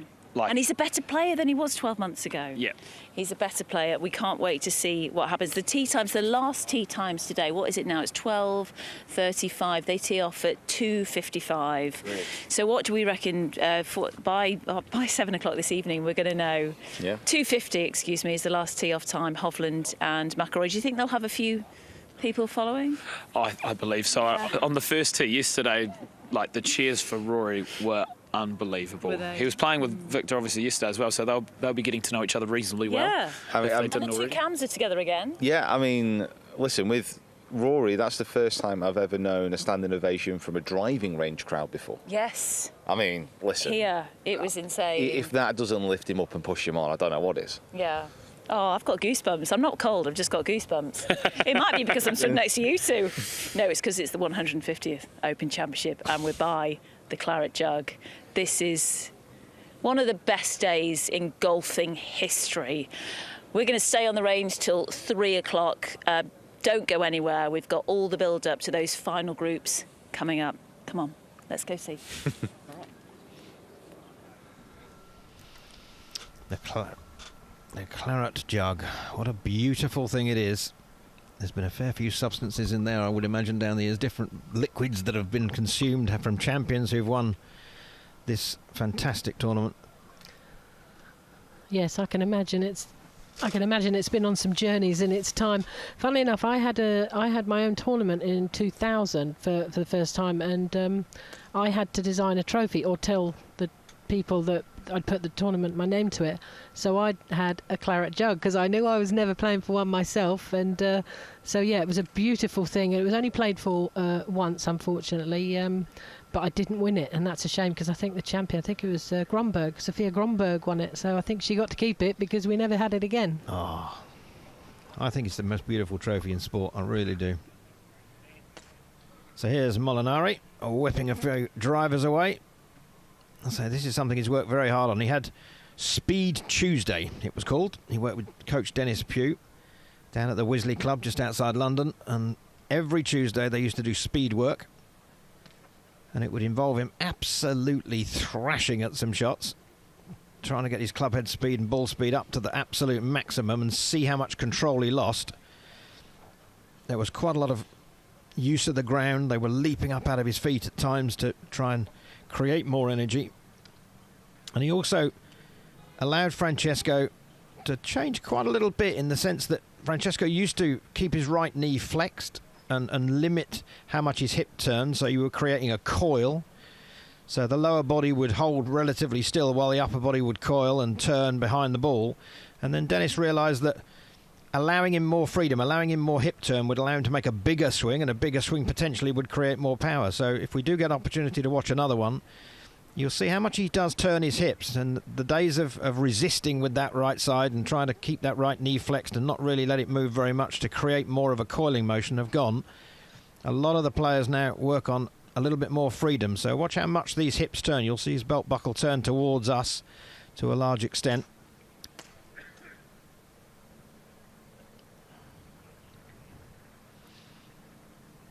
Yeah, he also worked with Dave Allred, who was a mental coach who worked with a guy called Johnny Wilkinson, who was a wonderful rugby player, and he helped him with his mental processes and came along and helped Francesco. And he's worked with Luke Donald as well, took him to world #1 with his coaching and his ideas, and he really puts them under pressure when they practice and would give them tasks and try to put them under pressure and recreate what they would feel on the golf course. Did you ever do anything like that, Laura? Set yourself little targets to try and put yourself under pressure?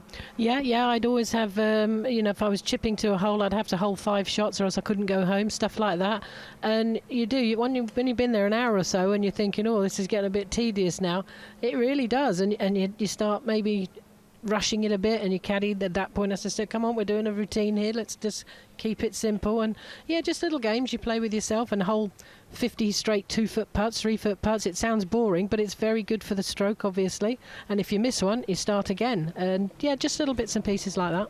Yeah, I remember Graham Marsh, the Australian golfer, telling me that he used to try and hold 100 4-footers in a row, and he used to have to wear a back brace to do it because he was bent over for so long. But he said by the time you get to 97, 98, and you know if you miss one, you've got to start again, you are really feeling pressure. And he said it was creating the sort of pressure he felt when he was putting to win a tournament. It's the only way he ever managed to do it. But as I say, I had to wear a back brace to do it. But if you're an amateur golfer at home, try and hold 5 in a row, and if you can do that comfortably, move it up to 10, and so on and so forth. Set yourself little targets, put yourself under a little bit of pressure.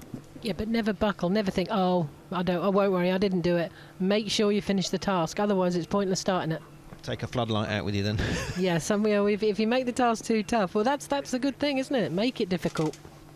Yeah, whatever your level is, just make it tricky for you to do. Don't set yourself something unrealistic, because you will need floodlights to complete it. But if you can do it comfortably, up the number a bit. If you struggle, that's the number you should work at until you can do it. Francesco launching another one.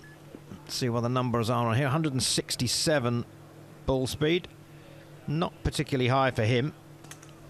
This is how the ball would have behaved if he was on the 18th hole, with our brilliant technology that allows us to superimpose the shots onto a hole on the golf course. And you can see that one at 297, coming up pretty well short of the green. I think he can get closer than that. I think he might have mishit that one a little bit out the heel. If he gets one right, I think he can get pretty close to the green.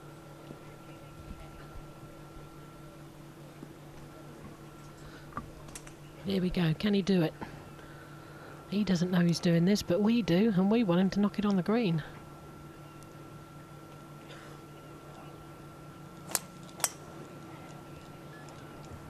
There it is launching. 169 ball speed, so a little higher. Should go a little further. Depends on the bounce, maybe. Yeah, that one getting out there. 297, 299, 300. Yeah, just about got to the 300 mark. So not able to reach the green at the moment. I say his ball speed has certainly been higher than 169 at times. So whether he's just cruising out a few at the moment, getting into his rhythm for his game. Some encouraging signs from him form-wise. He has had a rough time of it, but I'm completely convinced you'll see more of this fella, because he's just a quality golfer. When he won his Open at Carnoustie, he had Tiger Woods chasing him down at one stage in the middle of the back nine, so he knows all about pressure and managed it beautifully. And the first player ever to win 5 points out of 5 at the Ryder Cup. An exceptional performance, that. Yes, wasn't it fantastic? Him and Tommy Fleetwood were an unbelievable team, and then he went on to win his singles as well. And yeah, so a huge part of us winning the Ryder Cup that year. And we need him back in the team. He's the sort of player that he's got the experience now, and hopefully we're going to have a younger team next time, and a Francesco Molinari in the team. I know he's got a lot of work to do. He's got to score a lot of points and try and get back in, but he would be a good member of the team. In Italy, his homeland, how much support would he get there? Extraordinary. Now, do you think the skipper would pick him just because he's Italian? If he's playing well enough, but maybe just a pick to really bring the crowds out if he's just on the brink of it. Yeah, certainly if he's in the equation, he'd have to be sort of, if he's picking 5 players and he's got 7 or 8 to choose from, that could be a factor that he would say, OK, let's get the Italian in there and get those home fans really behind us. It's a wonderful occasion when he and his brother Eduardo played in the Ryder Cup at Celtic Manor, and they certainly got a half point together. I remember that. Francesco hitting a wedge into the last, and I think Eduardo held the putt. It was Graham McDowell, wasn't it, that won that putt on the green, and all the people dashed on. It was fantastic. I was in the middle of that carnage. It was unbelievable. They're saying, get to talk to McDowell, and I'm trying to find him within about 1,000 people running around the green cheering. It was just impossible, but eventually I did get a word with him, and it was a wonderful moment. It really was.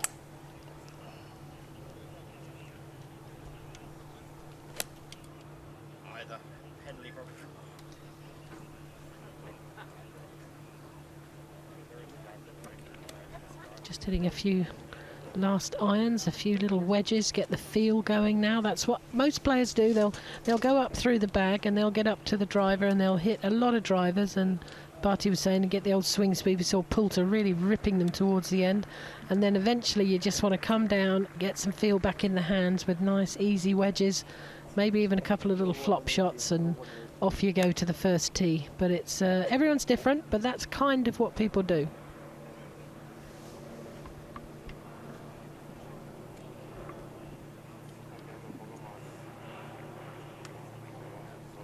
He's returned to his old caddy, Pello, who had all the success with him. They parted company for a while, but he's got him back on board now, and I think he'll benefit from that relationship. He's a super caddy, and both really, really nice guys.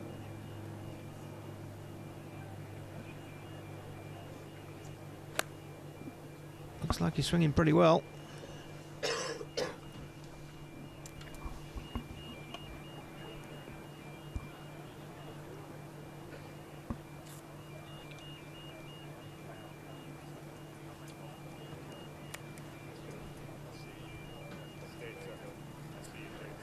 So coming to the end of his preparation, heading out onto the golf course.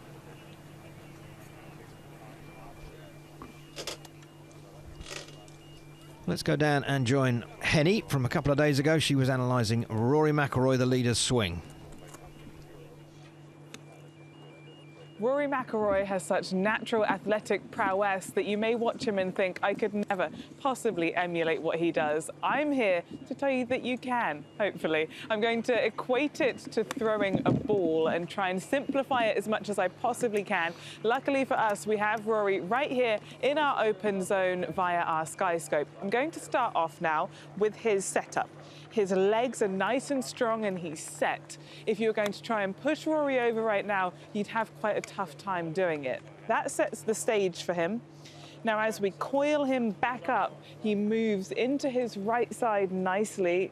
He's in his golf posture, and if I do that to my golf ball throwing comparison, that's you going from your target, coiled up, into your right side, ready to push through. And as we start Rory down on his downswing, we see that weight transference and shift, and he uses the floor really nicely here. So there's a slight squat on the way down as he's getting the weight ready to move through.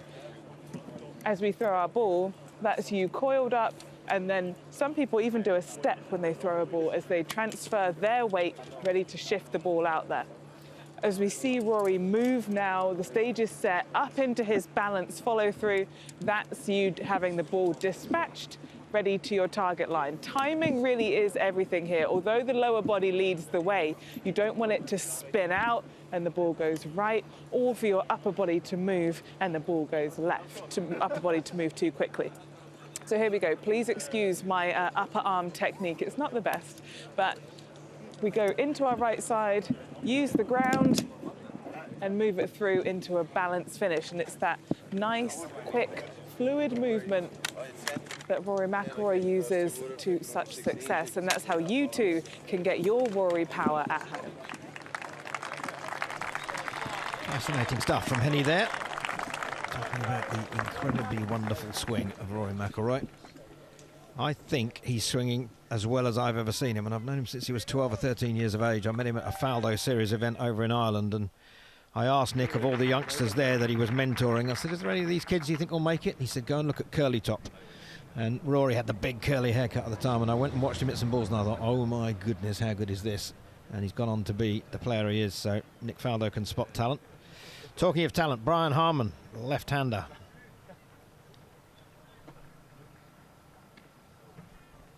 Yeah, not the biggest of statures, but generates a lot of power.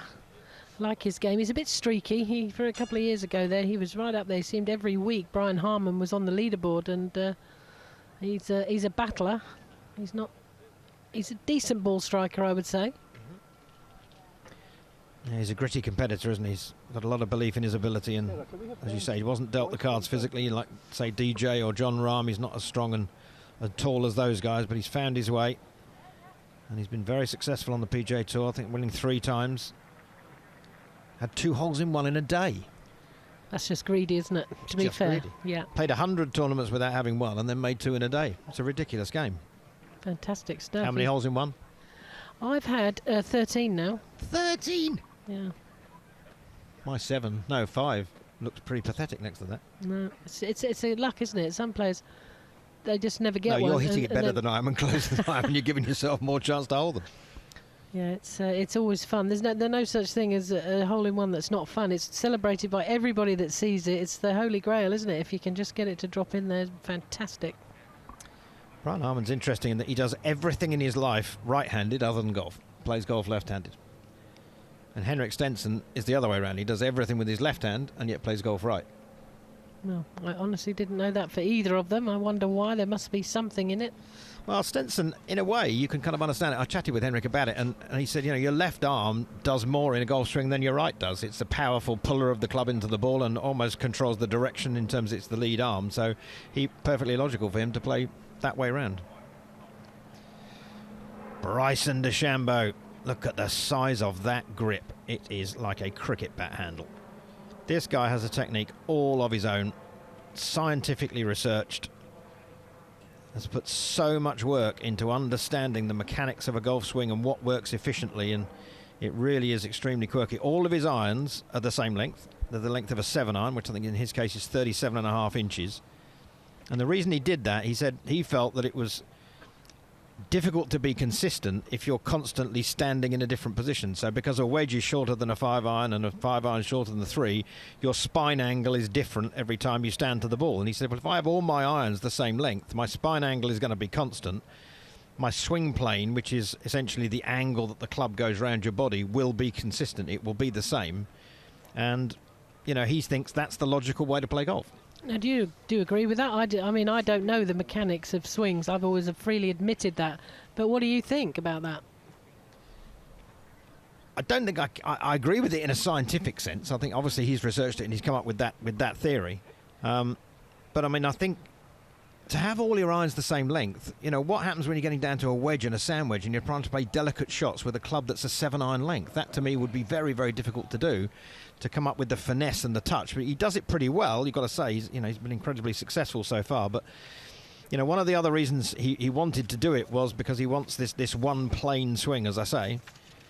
And if we can get a close-up of his grip at any stage and look at the handle of the club, essentially, then you'll see that it's incredibly flat and fat.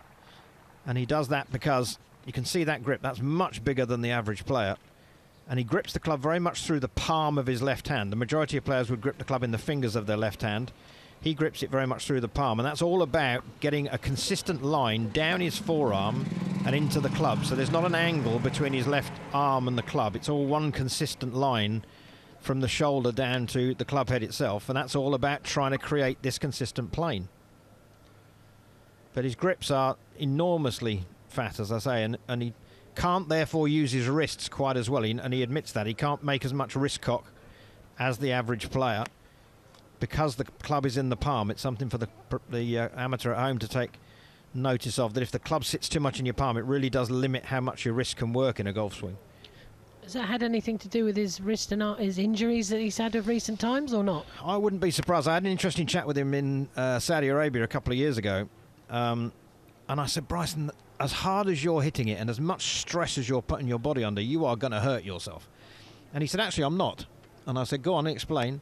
And he said, well, I've got a physical expert that I work with, and when things start to hurt, so if I say to him, look, my neck's starting to hurt because I'm whacking this thing so hard, he figures out which muscle it is that's hurting, and we strengthen it.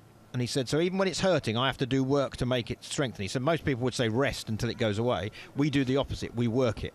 So he said, I'll never be injured, because whatever goes wrong with my body, I'll just strengthen the element that is injured or is hurting. Not true, because obviously he's just had wrist surgery.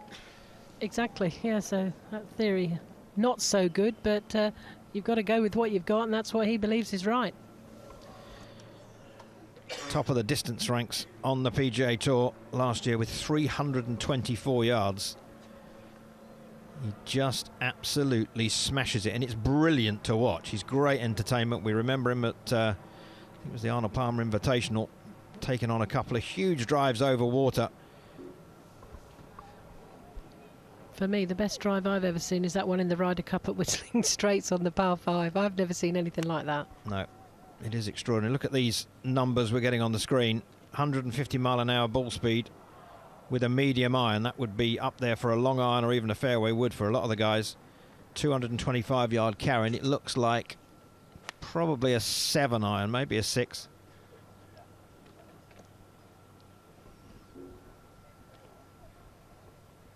The grip, as I say, very unusual. That left hand, you can hardly see a knuckle on that left hand at all, and the club's running right through the middle of his palm.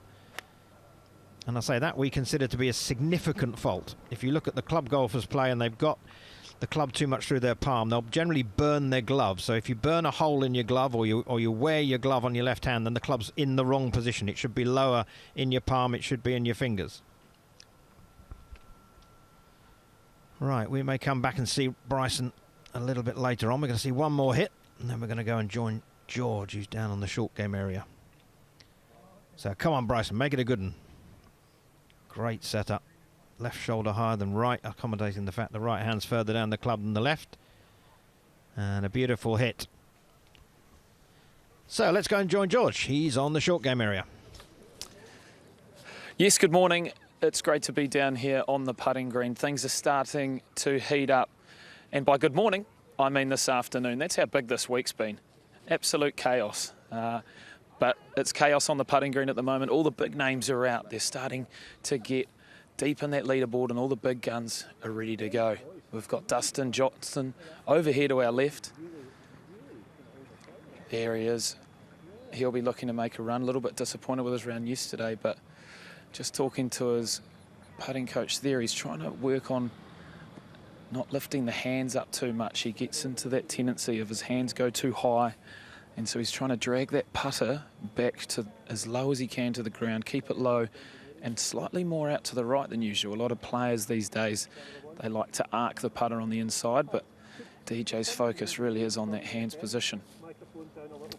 But what a group of golfers we have in front of us. DJ is 10 under par.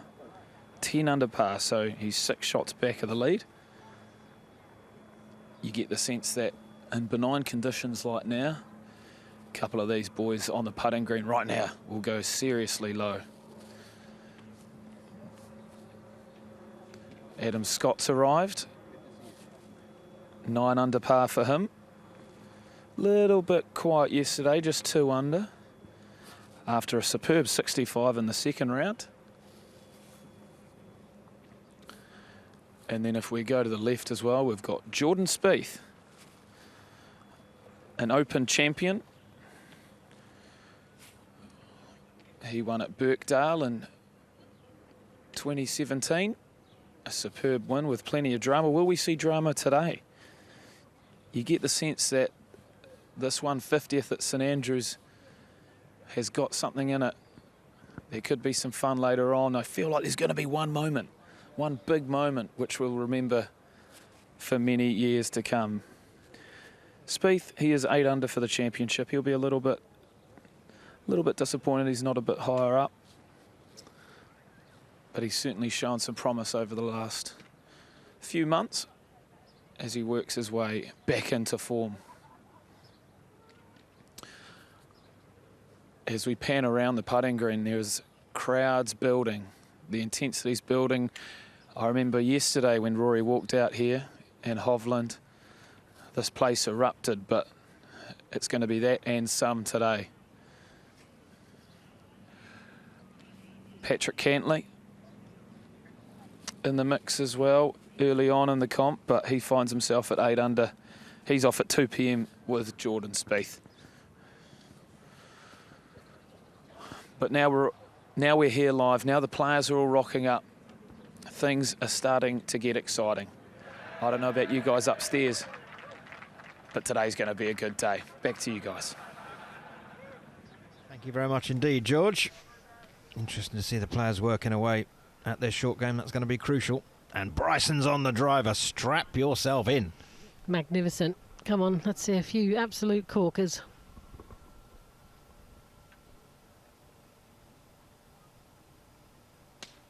Oh, that thing is hit. 196 miles an hour of ball speed. That's way higher than the average. Average about 175. And he's carried it 314 yards. And to be honest, that's not his best. Does he gets the ball speed over 200, presumably? He can do, yeah. I think he's got it up to 208, I think.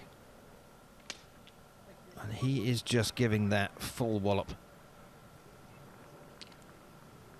I stood behind him at Royal St George. Oh, here we are on 18. He'll probably knock it over the lot. Here it comes. That's just short of pin high. Yeah, he's capable, if he catches one, of running it through this green out of bounds. He doesn't know he's playing the 18th hole, but we do. It's good fun. We can superimpose the shots on the driving range straight to the course. I think this is a brilliant piece of technology. Hovering the club. Bam! Off it goes. Straight at it, but with a bit of hook spin. 191 miles an hour, so it's going to be up there. And you can see he's definitely getting up towards the front edge. Come on, Bryce, you need to hit straighter than that. See how the line continues from his left arm all the way down the club head. It's a continuous line. If you look at any other player, the left arm will hang down and the club will come out at an angle. But in Bryson's case, the left arm and the shaft are all the same. This one just 188 miles an hour of ball speed, so don't think he hit that one properly. But he's got it very close to the front. Just making some rehearsals there. Looks like he's going to go for a draw here, trying to get the club coming from the inside. Dangerous out over the hotels, drawing it back to this 18th green. Did that well. 191.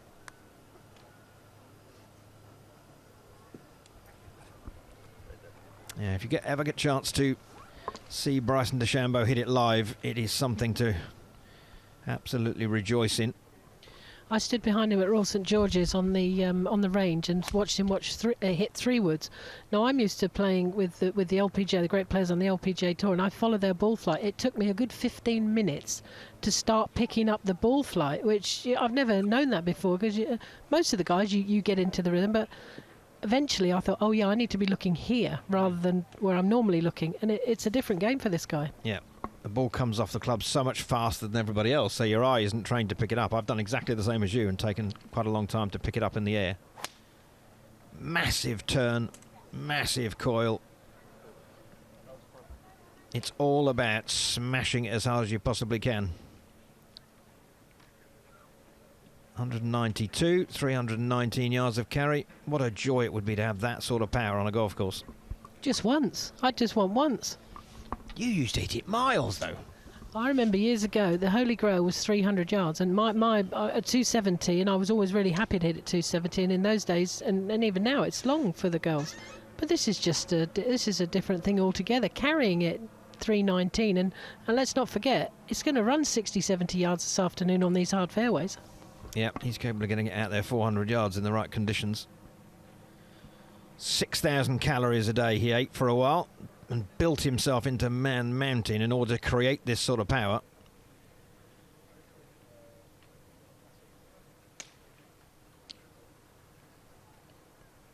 There we go, 188, launch of 12 degrees. Apex of 134, so much higher than many of the guys will hit it as well.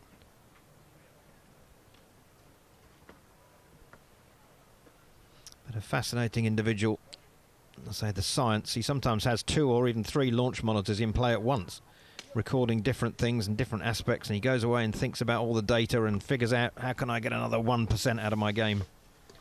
They're £15,000 a pop. That's a bit extravagant, isn't it? Just on launch monitors. He's won a few quid down the Oh, years. yes, Lowry that's can true. manage it.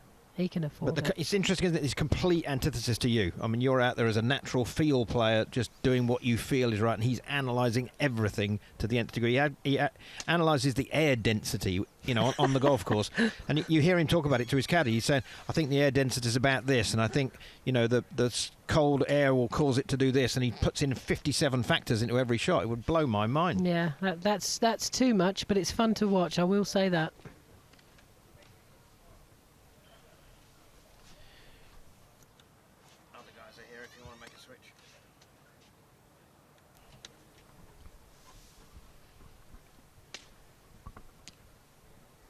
It looks like that injured wrist surgery he had has cured, because he's not in any way inhibited by the look of it.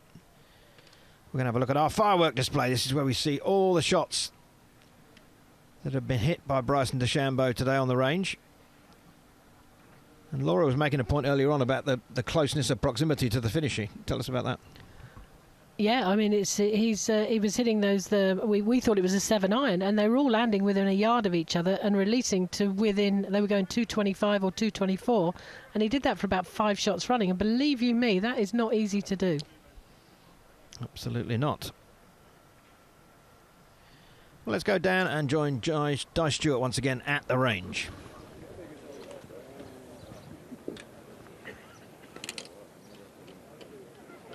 Thanks, Tim. We've really enjoyed stood behind Bryson DeChambeau back there. It was an absolute treat, and yeah, the sound and the crowd were very amusing when he got the driver out. Did you hear the big massive cheer? It's very unusual for a player to get a club out and I've people never to heard it start before. cheering that. Never heard I mean, listen, a crowd cheer when a driver's revealed. Everyone's just in a good mood today. Everyone's here for the entertainment today. But only Bryson, though. If any other player got a driver out, it wouldn't be the same, would it? I mean, he's pretty synonymous with that club now, though, isn't he? Like, everybody knows he's the longest on tour. Everybody knows exactly what he's tried to do with that club. So, yeah, I mean, it is a treat, and it is different. Like, it's just in the air for. You watch his drives, and they just don't land very quickly. No. You just stay up there for a little bit longer. Yeah. I hope there's no one in that greenkeepership, by the way. No, I loved his reaction as well. Like when they all cheered, he just looked at the crowd and just went. He was like, "Oh, guys!" But it's it's a special thing to stand behind him and to see it up close and personal. It really is. That's why I love being here live at the range. Absolutely, I've loved it all week, and we're just behind Shane Lowry. So Bryson's teeing off with Francesco Molinari shortly, and Shane's playing with Brian Harman, I believe. Shane eight under par through 3 rounds of golf. Had a couple of eagles yesterday, Pete. Yeah, I mean, unlike what he usually plays like, Shane's putting just wasn't quite there yesterday. If it was, he could have been right up there with the leaders. But, I mean, fantastic entertainment. Like, back-to-back eagles, both pitches in the hole. The crowd were going crazy. It's great. It's fantastic. Yeah, really great. I do love Shane's swing. It's just so natural. Let's just watch this ball flight. Bay number 3. Lovely. A little bit of right to left there. Go again. No, Shane's a really good worker of the ball. Like right to left to right. He's a very natural golfer. Like he was one of the first people that kind of I filmed with when I started doing all the online content, and he was absolutely superb. And he was also doubling up with coaching content for some magazines at the time. Yeah. And it was the case of they were asking Shane, how do you draw it? How do you fade it? And he was just said he didn't know. Like, it's amazing, isn't it? It's amazing. Sometimes the less you know, the better you are. Yeah, exactly. If you get too much into the detail, too technical, it can be an overload for the brain. 100%. Not for everybody, but sometimes simplicity is best. Hey, listen, for a lot of people, this game does not come naturally. So when you see someone in full flow like this, it's just nice. It's just lovely to watch. Yeah, other players that you feel are in full flow who aren't, going into too much detail with their swing are who? I mean, Rory is a classic example. He looks like he just plays golf so freely at times. It's amazing. Like Tommy Fleetwood, he is a little bit more structured in his swing, but his iron swing is just Yeah. On point. Great scores from Tommy Fleetwood in terms of improving throughout the week. 72, 69, 66. As we said at the top of the show, if it was to continue that trend, it'd be a 63 today from Tommy. He said it didn't really happen on the first day for him. No. We know that Tommy, in the final round of a major, like he did in the US Open, he can have a ballistic round. Yeah. So he is trending in the right direction. Even if he did shoot a record score today, I still don't think it would be quite enough. Yeah. Oh, rain, Pete. I can feel the rain. I feel a bit of spit coming down. It's not umbrellas just yet. It means, though, what does it mean for the afternoon players if it stays this kind of temperature as well? Well, to be honest, it's more this in the afternoons this week. Generally, the wind has increased. So far today, it's warming up, and the wind hasn't started to blow. Yeah. So this would give a little bit more opportunity to have those very low scores. Yeah. But of course, because Rory and Victor are ahead, it also gives them the opportunity to have those low scores. Yeah. I mean, we could be seeing a hell of a lot of birdies today. We could. We've seen some out on the course already this morning. We had a bit of an incident with Shane yesterday with his driver. It seemed to have a fractured little crack in it. So his agent, his caddy, were running off in different directions to try and get the replacement from his locker room. He had a couple of drivers spare. As you do. Just back down to the wedges, so. He certainly is. OK, well, we haven't seen George for a while. Should we find out where he is? Where are you, George? Well, after spending a week at the Open, you find little tranquil areas to get away from all the hustle and bustle. Found some lovely flowers. Of what sort, I'm unsure. But one thing I am sure of is that I've found a great viewing point. We're on top of the clubhouse.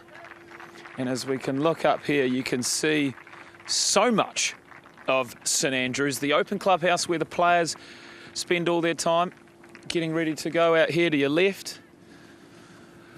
So that is where the players hang out, arrivals, they get their lunches, you got the gym there, and then you pan around to one of the great views in golf. Unbelievable how close the golf course is to the township. It's like little ants everywhere getting excited for this final round. Look at them all. Where's everyone even going? I don't know what they're doing down there. But it's great. And then we keep coming along. And now we start getting a view of the action. We've got the putting green out here. Spieth down there, doing his thing.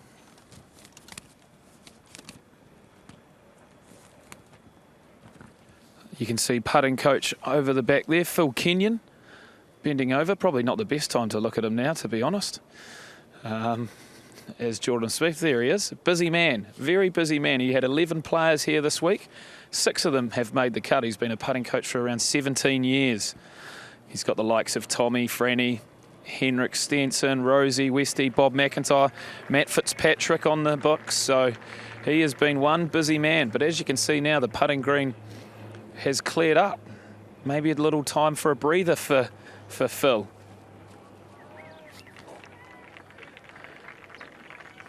Look at him, very astute. Being a putting coach would be difficult. So many small details. Careful of that, health and safety. And then we come out here, and this is a nice little perch. This is where you can see it all. The nest, the bird's nest. So we've got the putting green on our left, the chipping green down the middle. We can look right over to the second green, the 17th tee. And then look who's on the chipping green there. Scotty getting into his bunker work. It's a hive of activity, an absolute hive of activity.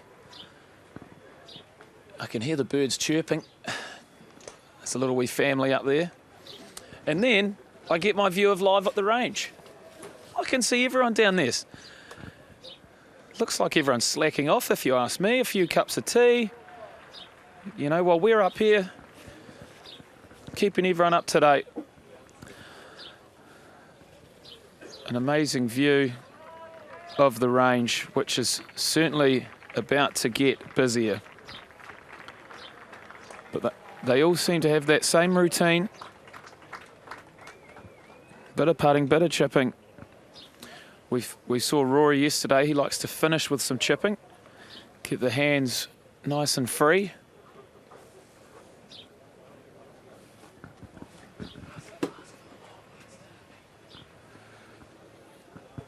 So here we are from the top. A lot of fun to be had. Plenty more to see, but we'll chuck it back to the boys in the comms. Thanks, George. He gets around, George, doesn't he, Simon? Simon Holmes and myself here in the live at the range position. Yeah, George has been magnificent. The sort of views we've never had before. This gives you another sort of glimpse into what it is that the competition involves. The driving range is the hub, the key of activity, Monday, Tuesday, Wednesday. The warm-ups, fascinating. The interactions between the player, the coach, the caddy. That's a massive golf swing. And that is, in black, Thomas Pieters. He had some round going yesterday, but just didn't quite manage to hold the whole thing together. And just cost himself with bogeys. He went 15 bogey, 16 bogey, 17 bogey. Still shot 67, but you have to think that was very expensive. 3 on the run. Yeah, did you mention his first round 75? Yeah. Not a good start, but as you say, a couple of 67s after that for Thomas Pieters. Winning in Abu Dhabi, very start of the year in January. Rolex events, they're good ones to win, aren't they? This is a great one, obviously, to win, but this is amazing, isn't it? This is the one, the Holy Grail. What do you think? Do you think it's a sort of a 7-horse race, or do you see it a little different? It's not windy enough, Simon, is it? I mean, the golf course it needs the wind. The pins have made it edgy, difficult, tough. The bounce, very, very firm this week. 2-horse race. Is it a duel? It might be a duel. I think a Scotty Scheffler is going to make something happen the first 7 holes. That's possible. What do you think you've got to be? 4 under through 7, really? You'd be looking. That's a very good start, isn't it? Well, that's the dream start, isn't it? I mean, if Rory does that, or Hovland was amazing yesterday. Hovland kind of set the pace. He was the race car. He went out there fast and got off to an amazing start, and then Rory just kept that sort of cadence of birdies coming, and then you had the miracle shot, the bunker shot on the 10th. Then I just think, Rory started his first hole with a 55-footer birdie. It feels to me like he knows it's his week, and I have a feeling that, does Victor Hovland also think it's Rory's week, or does he believe he could beat him? Could Dustin Johnson create an absolute thunderbolt go through the field, post a clubhouse score? Then you've got 16, 17 that you've got to manage. It's going to be tense. It is. He's 6 behind Dustin Johnson. And he was going a little bit better than that yesterday at one point, Dustin Johnson. He had, what did he have? He did birdie the last, but everyone was birdieing the last. But he dropped shots at 13, 14 and 16. If he'd rolled the pars in there, if he'd rolled the pars, 13 under, he'd been right in it. I mean, he's still in it, but he's 6 behind. So again, another one who's got to get off to a blistering good start. Oh, I just think for Dustin Johnson, I mean, he was cruising coming through the loop. But man, hit a wall at 13. Okay, that's a seriously hard hole. But to make a 6 on 15... on the 14, the par 5 with a really poor putt, and did actually pretty well to make a 6 there. I think that was too costly. I think that's too far back. All will be revealed on this final day of the 150th Open Championship. Do you get yourself a nice little roast lamb lunch or not? You know what? I actually skipped that, Richard. I'm just out of the sort of the bulking season now into the really sort of that kind of, that the more athleticism thing. Next time you see me, I'll be quite similar to that. What, dressed in green? Muscular, strong, lean. He is. He's wiry, bendy though, isn't he, as well? Oh, I think Dustin Johnson. I mean, there's just like a super athlete. There's a man who can dunk a basketball. He's a proper serious athlete. The fitness with Joey D that he does, the training programs. Yeah, gym junkie. Tiger Woods effect. Amazing how things have moved on. Do you remember when sports psychologists came into the game? Nobody said anything about it. That's right. Do you remember that? And I do. As I've said it before, and you've probably heard it, the gym came into it, and I always thought that was a man's name. I thought it was gym and tonic, but yeah, no, it is. Fitness, massive part, because power is such a massive part of the modern game. I mean, that is one weakness you do not want to have. Everyone's got a weakness. You do not want speed and power to be your weakness in the modern game. And right there, you're going to go out and hit it 30 yards short of that guy, and you think you're going to win? Eagle eye, Claude Harman, checking out the DJ action, clipping a few wedges. These sort of TrackMan machines and stuff like that, they put behind them and in front of them like that. Okay, yes, they're quite expensive, 14, 15, 16,000 pounds maybe, but if it all works and you work off that machine, you get that back in a shot. Oh, Richard, the rewards are incredible, aren't they? I mean, those are monetary rewards, but for a Dustin Johnson, if he becomes the 150th champion golfer of the year, you go into like Bobby Jones, you're Tom Watson, you're in that chapter of names where you go, a legend of the game was boom, this, the DJ grip, kind of strong in that left hand, and then just a really a very unorthodox set of wrist positions, kind of like really bowed at the top of that left wrist, and then as it comes down, that angle, instead of increasing, is decreasing, so it's actually kind of almost like letting that right wrist kind of scoop it through, playing it off the bounce. We have to really slow this down, but there it is. That bows down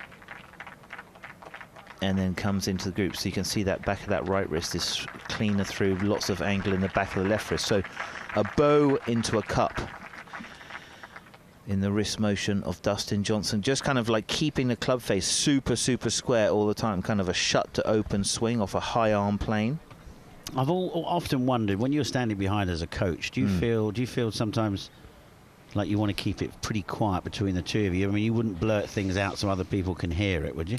No, I think that there are, like when you're working now on a Sunday of the Open, you would allow the player to lead, or if you feel like your player's losing it, you could just take a club and say, okay, listen, so let's just go through the things that you're trying to do today. So at least, like, if there's nothing in your mind or 400 things in your mind, that's maybe not that great. You want to have just this one focus. So for Dustin Johnson, he works a lot on posture. He works really a lot on making sure that he gets the path of the club working left of the target line. So he needs a left path, and in TrackMan that's a negative path. He needs that left path so that he can keep a left miss out of there. So kind of a low spin ball that he plays there, just clipping a few. Big adjustment for the Americans to come across and play off the links turf. Dustin Johnson is kind of steep into the ball, so he would have no problems in creating that angle that he needs there. These are just little clips with a lobber. So there it is. Little bit of work. Ball sits on the ground. It doesn't sit in the grass, sits on the ground. That's an adjustment.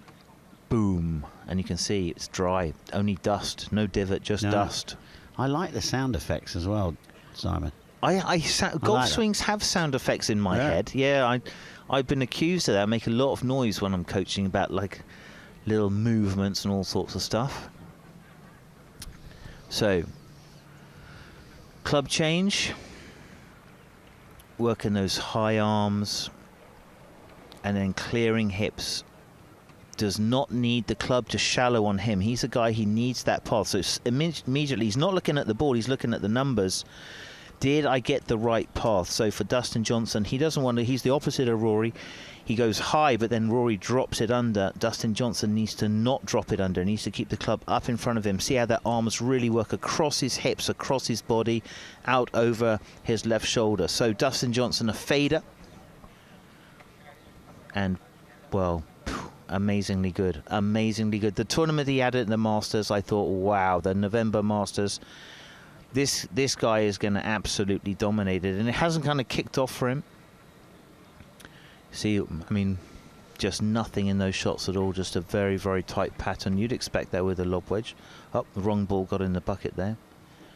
That's Ollie Jansen's job. Ollie Jansen, one of the Wisley members' sons. He's down, he's here. The young kids, golf lovers, getting jobs all around the Open. Scorers, that's an amazing job. A driving range guy, that's a great job.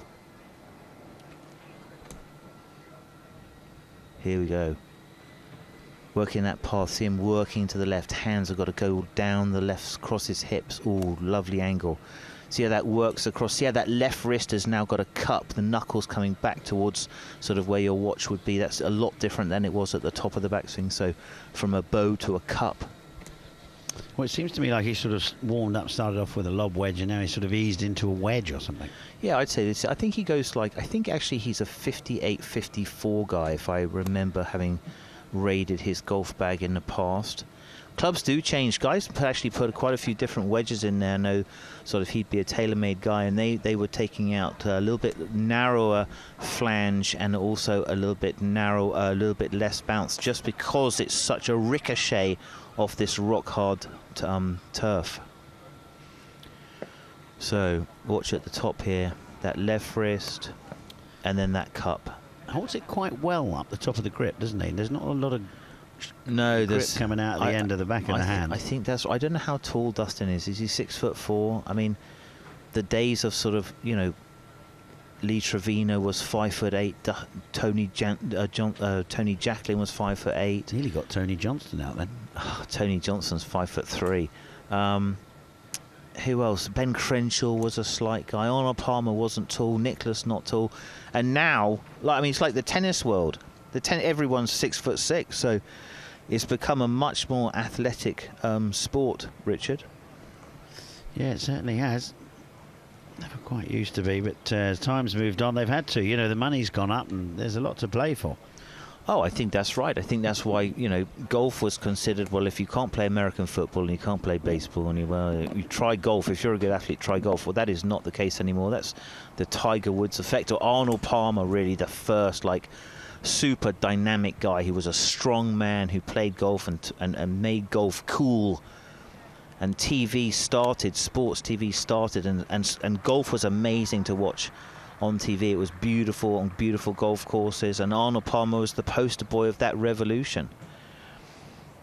You know, and Mark McCormack was kind of like the pioneer of this whole golf on TV empire that we now have, which is magnificent.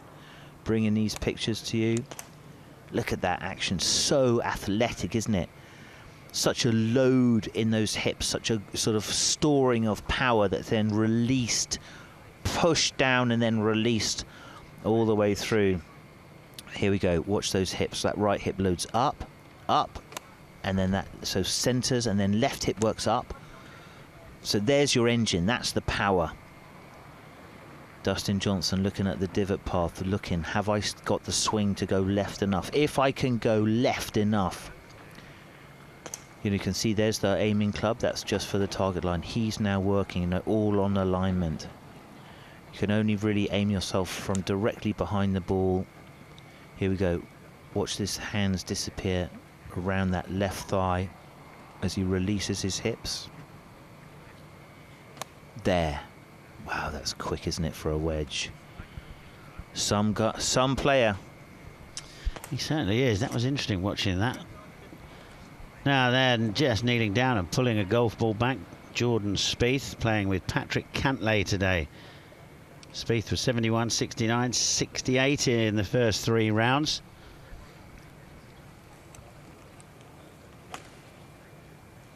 And he is playing at 2 o'clock. Spieth.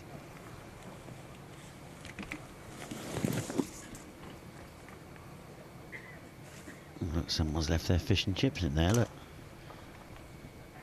And a can of... We had fish and chips last night, didn't we? I'm afraid I was a sickly child last night. I had my nurse's outfit on, Richard. You were okay, mate. We did very well. That's what it's like, you know. We came racing home from doing commentary, got a takeaway fish and chips so that we could watch the golf, because it's just amazing. Well, Jordan Spieth just getting his stuff lined up. Needed a bit of an assistant there just to get all of the Bluetooth connections so that he can see that the monitor is giving the feedback that he wants. So also working with the dual system two devices. One is a radar device, one is a camera system, just giving the player exactly what he wanted.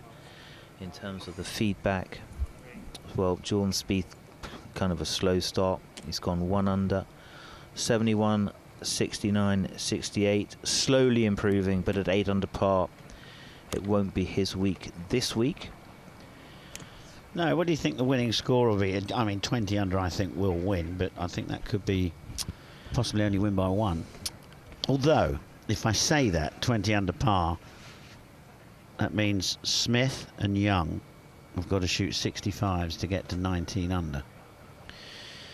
It depends. I mean, if it becomes a very clear shootout of Hovland and McIlroy, like for me, if you think about the Stenson-Mickelson duel, Stenson only went along because Mickelson just went out so fast and played it absolutely everything. Mickelson's such a sort of a gambler in the way that he played, and he pushed himself along, and so Henrik had to really react to that. So you can build momentum if it's kind of cagey.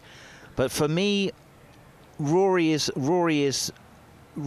got a half a hand on that Claret Jug, and so he's going to play sensibly and see what's going on as he plays to the 7th hole. Then through the loop he can be more aggressive as he was. And then honestly, I mean, 12 is not an easy hole, but 13 to the house, 13 to 17 is not easy, and you could possibly pick up a couple of shots, but you could spill 5 shots easily through that stretch. Yeah, you can if you get on the wrong side of the green. Seen Michael Greller coming up with Jordan Spieth. How important is a caddy-player relationship? I mean, what makes a good caddy?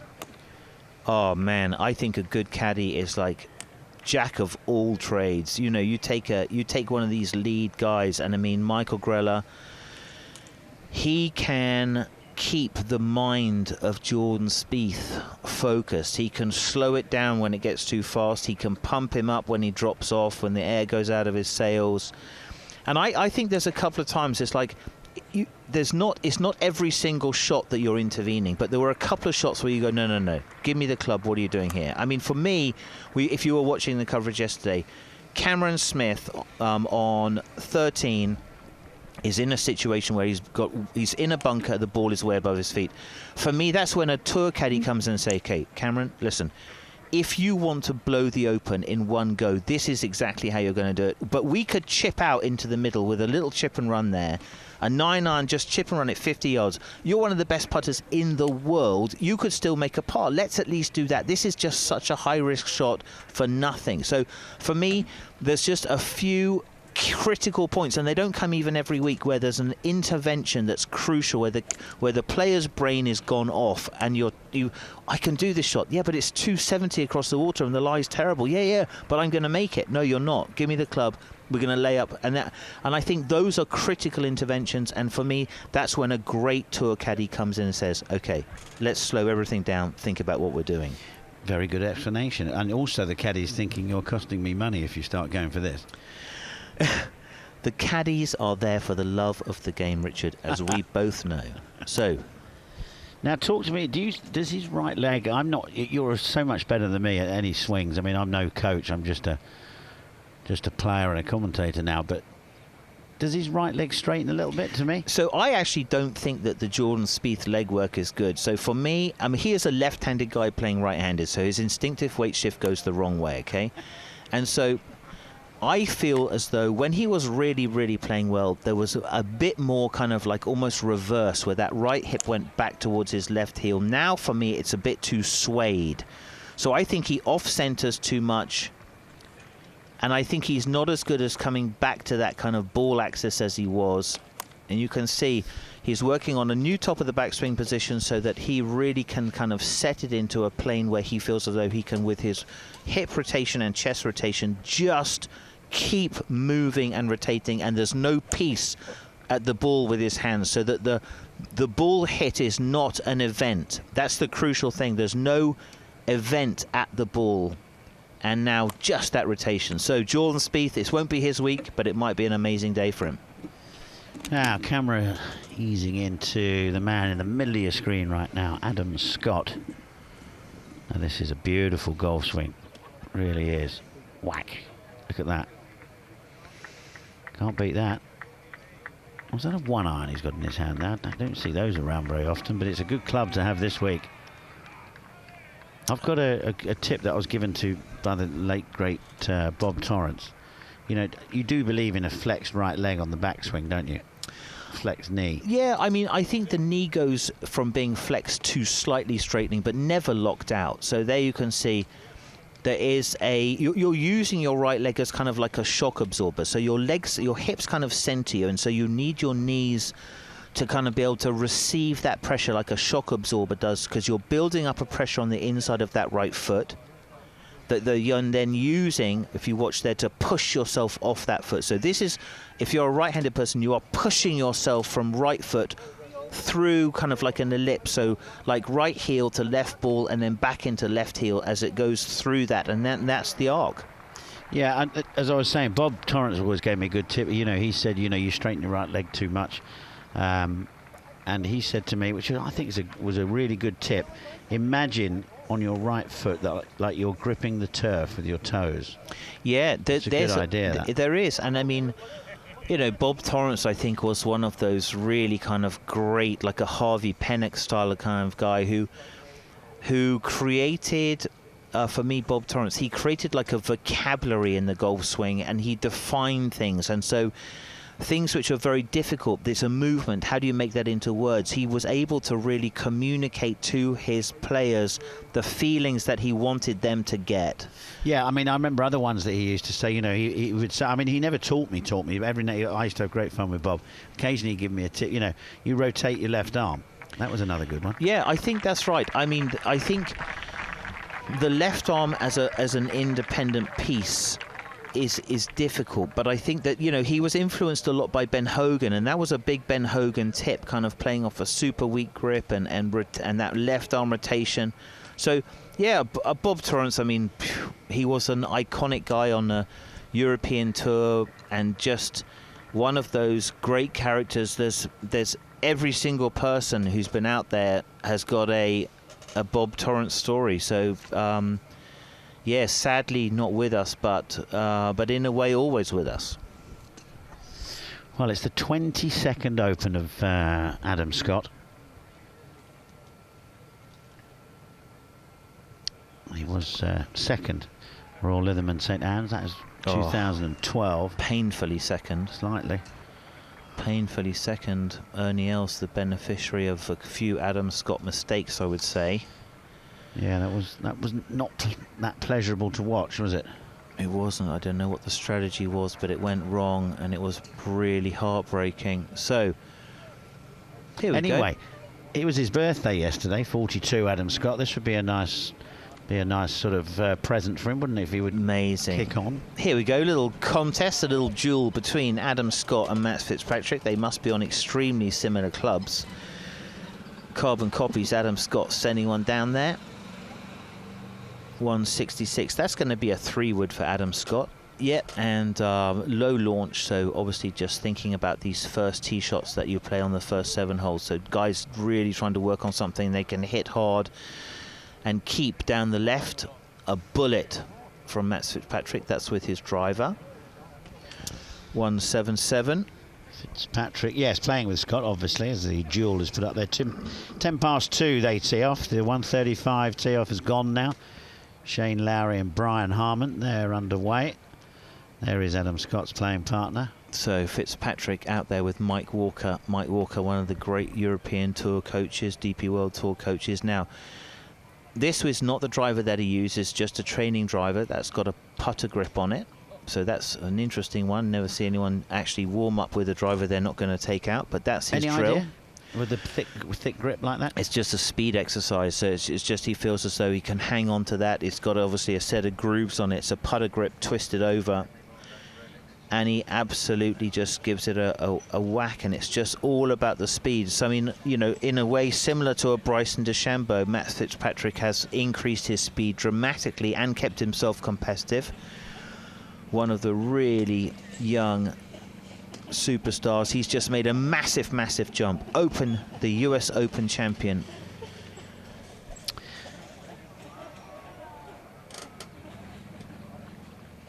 his brother's fairly good as well. Yes, yeah, he is just coming out of Wake Forest University. That's the same university as Will Zalatoris. So you can see left hand really strong, kind of like holding onto a motorbike. Right hand kind of just normal and on top. And then all about the rotation. Mike Walker, Sasha McKenzie, a very interesting guy if you're interested in biomechanics.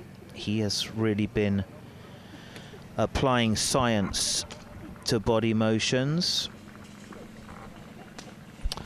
Another driver on its way here, I think, Simon. I think it's time that we'll just put our microphones down and we'll out to the range to Iona, I think. Thank you very much, Boxy. Pleased to say Peter Finch is alongside me, and I'm once again back at the range, and the buzz and the buzz and the fuzz and everything else that rhymes with that is still here on the range. This is where the action is in the build-up to our final round. Pete, what's been happening? What have I missed? You have been missing a lot of good ball striking. The tension is rising. The crowd has been cheering, and we have been anticipating these lads actually getting out on the golf course and doing battle. The top players are now starting to filter through. We've got Scott, we've got Fitzpatrick here, we've got Spieth.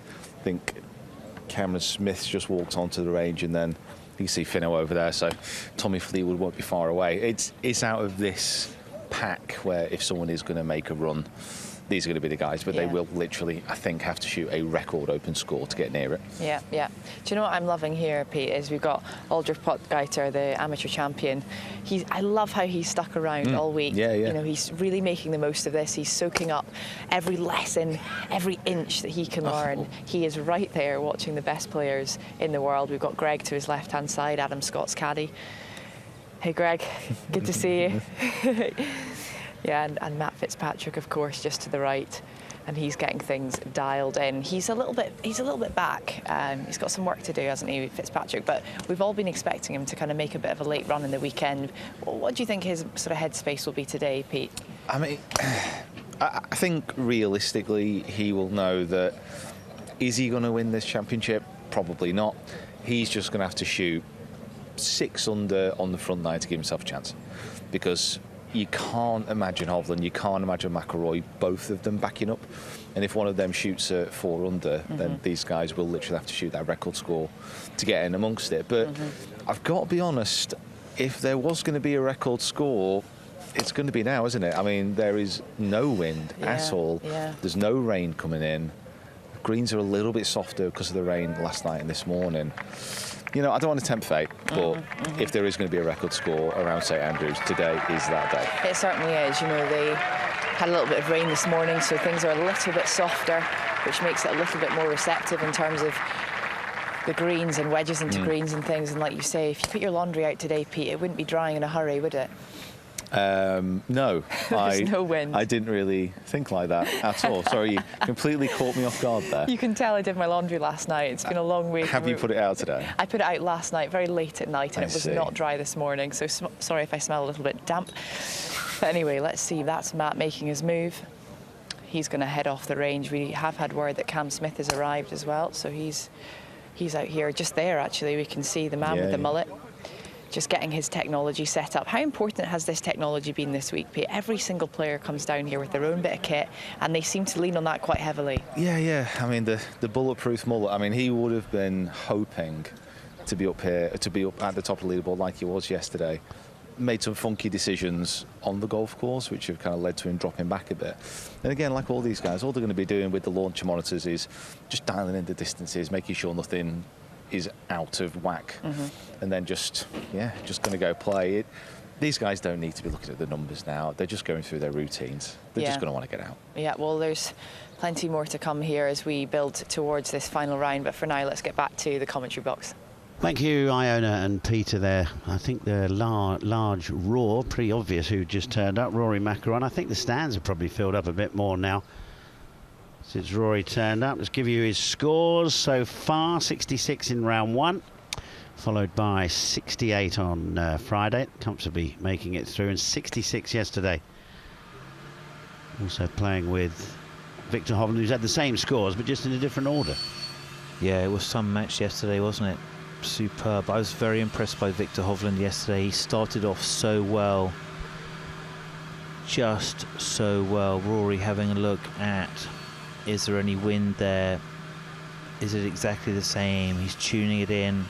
It has looked so uncomplicated. He's got kind of like one mechanical thought, which is really to feel as though in the backswing those hands kind of set up high. What he doesn't want to do is get that left arm too much around him, because as he fires his legs, the weight of the club causes the shaft to shallow and fall behind him, and he gets stuck. So he needs a bit of height. So it's a little bit sort of steeper backswing and then shallower downswing. And is there magic in there today? Do I still have it? Is everything the same? And you know what? It doesn't matter. I've been down on the driving range with someone who was about to win an Open Championship, and they turned around and they said, you know what? I can't hit the ball. And you go, oh Really? dear. Who was that? That was Sir Nicholas Faldo. He said, I can't hit it. What you mean? A bit edgy, a bit nervous? Or just a bit edgy. It was Muirfield 92. I was actually coaching, I think I was coaching Barry Lane. It was pretty early. Got a tap on the shoulder. Sir Nick Faldo, kind of just getting ready. A pre-warm-up. And just wasn't a good warm-up. Was not a good warm-up. And he was edgy that day. It was a lot of pressure. It was a big fight. I personally think it was almost a Fanny Sunesson who basically like shook him and said, okay, come on. Was that the 18 pars? No, that was not. That was the second. This was the second Muirfield. This was the advantage of John Cook. 3-putt on 17, and then Faldo played the last 6 holes, which was just amazing. Yeah. So Faldo had a lead, and just not a comfortable day for him. That happens, and so just try to go through a few basics. And for me, Faldo was one of the great street fighters. I mean, he was, he was a tough as nails guy. Like, I remember when after he won the 96 Masters, and we were talking about it later in the evening, and I'm like, I'll tell you, you got to go thank Mickelson. Why should I do that? Because Mickelson 3-putted 18 last night, which meant that you played in the final group with Norman, and there was no way Greg Norman could play against you under intense duel-like pressure. Norman definitely knows, that he can't handle it, and he can't handle it, and that's a big change. And fun was had by all. George, what have you found? I've just got a very smiley Cameron Smith. He's trying to put me off my game, but I've got to concentrate, as does he. He's wearing his traditional maroon polo today, the Queenslander. Queensland, he'll be very happy, Queenslander, after winning the big series recently, State of Origin, Rugby League back home, but for now, he will be concentrating on one thing and one thing only, and that's going low. That is going really low.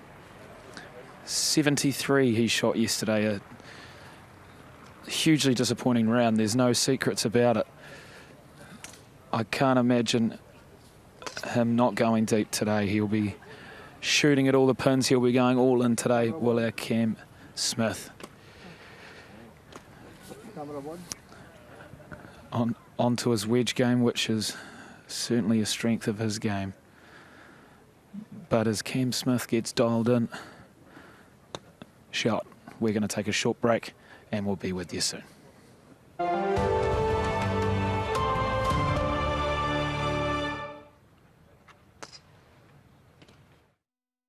It could be a relatively easy hole or a hard hole, but you never know what's going to happen. Guys can make a birdie if they hit a good shot, but they can also, make a double bogey. I think there's just so much to links golf, and clearly it's stood the test of time, and we keep coming back, and we're still grinding to try to shoot around even par. I think it's just an amazing event, and I look forward to hopefully play a bunch of them in the future.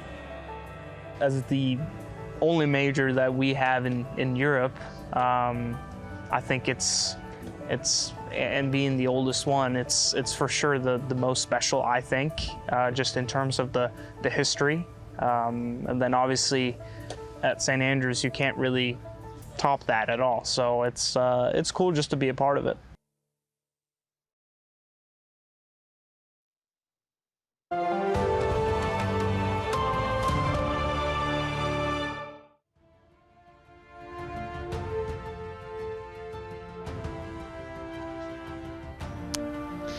back to Live at the Range. Let's give you a rough idea of what's going on so far. The young lad from Thailand, Kalkanjana, 24 years of age. He's having a good day. 6 under par today. Started the day at -4, so that's leapt him up into the top 10. Fitzpatrick just about to go off. Same for Fleetwood and Dustin Johnson. And that's how it all looks. Young and Smith. Sounds like a solicitor's, doesn't it? They've got a fair bit to do at 12 under. They're 4 behind, especially if Hovland and McIlroy kick on like they did yesterday. Excellent golf. 66 from both McIlroy and Hovland yesterday.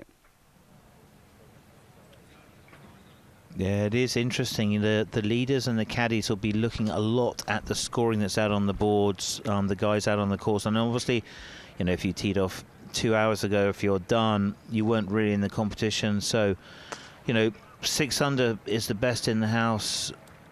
Let's go through who else was awesome. Sam Burns, best score. He's an absolute flusher. But I mean, he went from nowhere to back. So it just gives an idea of what's a good score out there, how the former guys have gone. So Fleetwood going through his warm-up. Second to Shane Lowry, Portrush in 2019. Tommy Fleetwood. Let's have a look at some of his calculations or stats or figures on the right side. Flat carry 190 with the last one. Oh, a nice little 3/4 follow through there for Tommy Fleetwood. Yeah, I think he's just on a 6-iron there. Tommy having a look at his TopTracer technology, cruising through it. In pretty good position, 9 under par. He'd love to have a top 5 finish, or absolutely give it a rip, maybe get a top 3, but you know, 7 shots back. Tall order, isn't it? I don't think it's possible. I don't think around this golf course it is possible. So if McIlroy or Hovland break 70, that's 69. Okay, that's 19 under. That leaves the 12 unders to shoot 65 to tie. Yeah. 64 to win. Yeah, it could happen. I mean, the guys who I would think are the super impressive ball strikers out there, I think Scotty Scheffler really is a super talent. And he's kind of exploded on our screens. And I think Dustin Johnson is also a superb player. But to get something out of there, it has to be perfect. So Tommy Fleetwood, let's have a closer look at him. Pretty neutral grip, kind of playing off kind of 2 strong hands there. Slight mishit there. Didn't quite square that up, so works a lot on sequence. Graham Walker with him there, short game specialist, been with Tommy a long time, with the English Golf Union, coached a lot of seriously talented guys. There we go, great, look at it. Half the ball above the top of the club. Will the team move? Just clipped off the top. Let's have a look at that launch. 11. So not going for a super high launch. We've seen Bryson DeChambeau come in at right 15. It's a really nice shot though, isn't it? Little 300-yard flat carry. Little fade shot. Tommy Fleetwood. It's not that club that he needs to perform. That putter had better heat up pretty soon if we're going to see Tommy on the podium. So here we go. That's the holdy one. That launch is going to be lower. 7 degrees. That's kind of the fizzer, and you might need that you could need that 2nd, 3rd, 4th, 5th, 6th, 7th. So let's see Tommy Fleetwood clipping his last few away. He's clipping his last few away. While he does that, we'll get down to Iona. Thank you very much.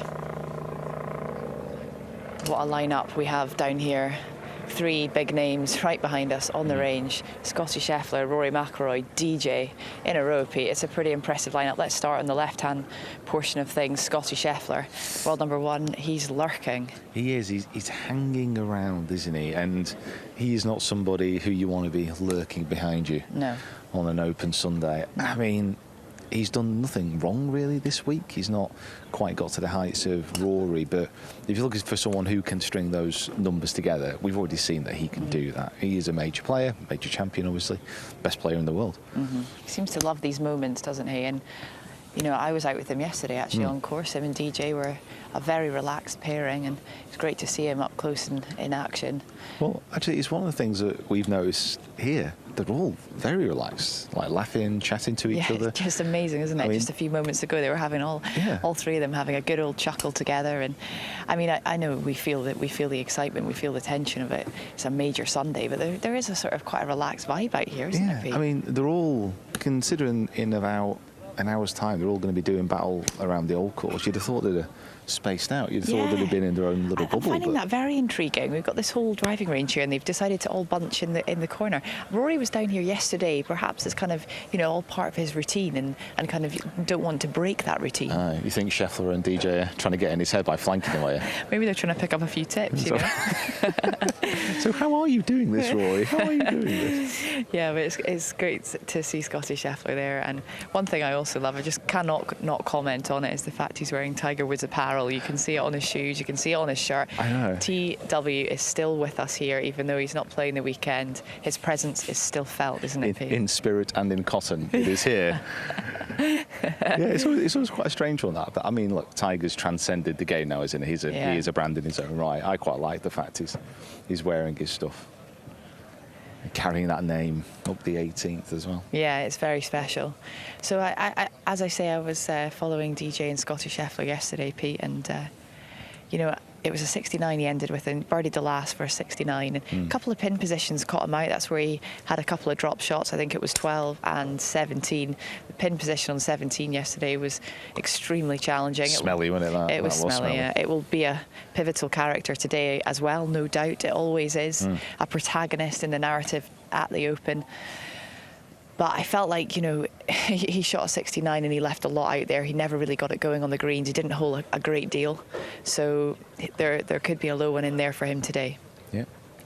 Got Siwoo Kim as well. He's kind of moving up the range. Maybe it's just something about up here. Maybe it's just wary. They just want to get on camera before they head out. Well, that's DJ left. He has left the building. And we have Scottie Scheffler and Rory McIlroy left in this right portion. Beautiful ball flight by Scottie Scheffler there. Just like a really raising fade, a little bit of spin. Where do you think the real opportunities are out there today, Pete? What are the holes that they're going to have to take advantage of? I mean, if they want to get it going. Unless you call Rory McIlroy Victor Hovland, you've got to just attack from the start. I mean, it's a little bit difficult because the pin position on the first is, I would practically say, in the burn. So they've got to play a little bit sensible there. But apart from that, I mean, they've got to attack. They've no choice. The way that McIlroy and Hovland have played these first few rounds, they've got to go after it. And here is one of the men who can go after it. Tommy Fleetwood off the range. Interesting speaking to a couple of the Americans this week, Pete. I was having a wee blether with Bryson DeChambeau yesterday. He was saying he's really struggled on these slower greens. You know, links greens generally are slower than what they get over, certainly on the PGA Tour. Rory McIlroy, very, very experienced links player. He knows the touch and feel that you need, whereas some of these USA guys, they're not so used to that. They haven't played as much links golf. I'd say, yeah, but I'd also say at the end of the day, they're good surfaces. These are the best players in the world. They're going to be able to cope. The only difficulty with links greens is they're slower, because if the wind kind of picks up, obviously they're going to be moving around. So they slow them down, and that requires a little bit more power, a little bit more hit in the motion. Now, if you're a little bit nervous, you want fast greens so it gets to the hole. You don't have to force it. And especially with these slopes, it can be a bit nervy if you're whacking it off a big slope in the green. Good stuff, Pete. Well, listen, Scottie Scheffler's got the driver out, and with that, we're going to get back to the commentary box. It was a Nice hoodie that Peter had on there, didn't he? It was 150th Open Championship hoodie. Do you think that was a gift, or do you think that was purchased? No, I think it was a purchase. I did that as well. Did you? Had a little shopping for my children. Yeah, got to have a souvenir. 150th Open. Right, Scotty Scheffler. Watch this footwork. Never seen anything like it.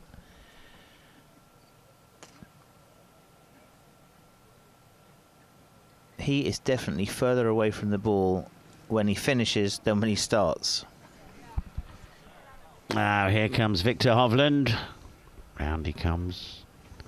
These top golfers, they're like the Pied Piper, aren't they? Where they sort of walk in front and then everyone follows behind while he plays the flute. I tell you what, he's some man. So, yeah. Look at these feet. Zone it in. Okay. So, look at where that left foot kicks out to. It really does roll massively to the outside of the shoe. Right foot just kind of slides in and slips behind him to balance him. Kind of comes, let's say, like a little bit steeper coming down. Then what he's got to do is he's got to get out in front of it with his left hip to stop it out. So here we go. Okay, George, you're following Victor Hovland. And here he is. Victor Hovland has joined the range to a rousing reception as he walks past Rory. Scotty Scheffler. Rory certainly heard that cheer. Certainly heard that cheer. And he's going to the other end of the range. He's getting well away from Rory. Rory is way back at that end. And Victor's decided to come right on down here to set up camp. Oh, he's still going. He's going to the short range. Short game area. He's got quite a pace on him. He'd be a fast golfer. It's hard to keep up. He's a man on a mission. His mission today, to get the Claret Jug. Whew. All right, here we go. Just really pick it up a gear here, guys. And here we go. Victor Hovland.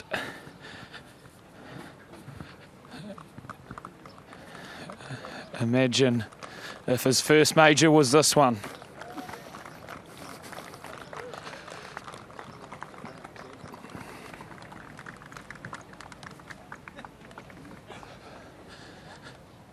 Set up.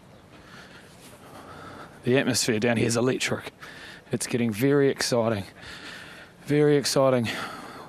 What's Rory up to up there, guys? Rory's just hitting a few balls on the range, just going through his bag. He's probably to a sort of a 6-5 or a 4-iron by now, I would have thought.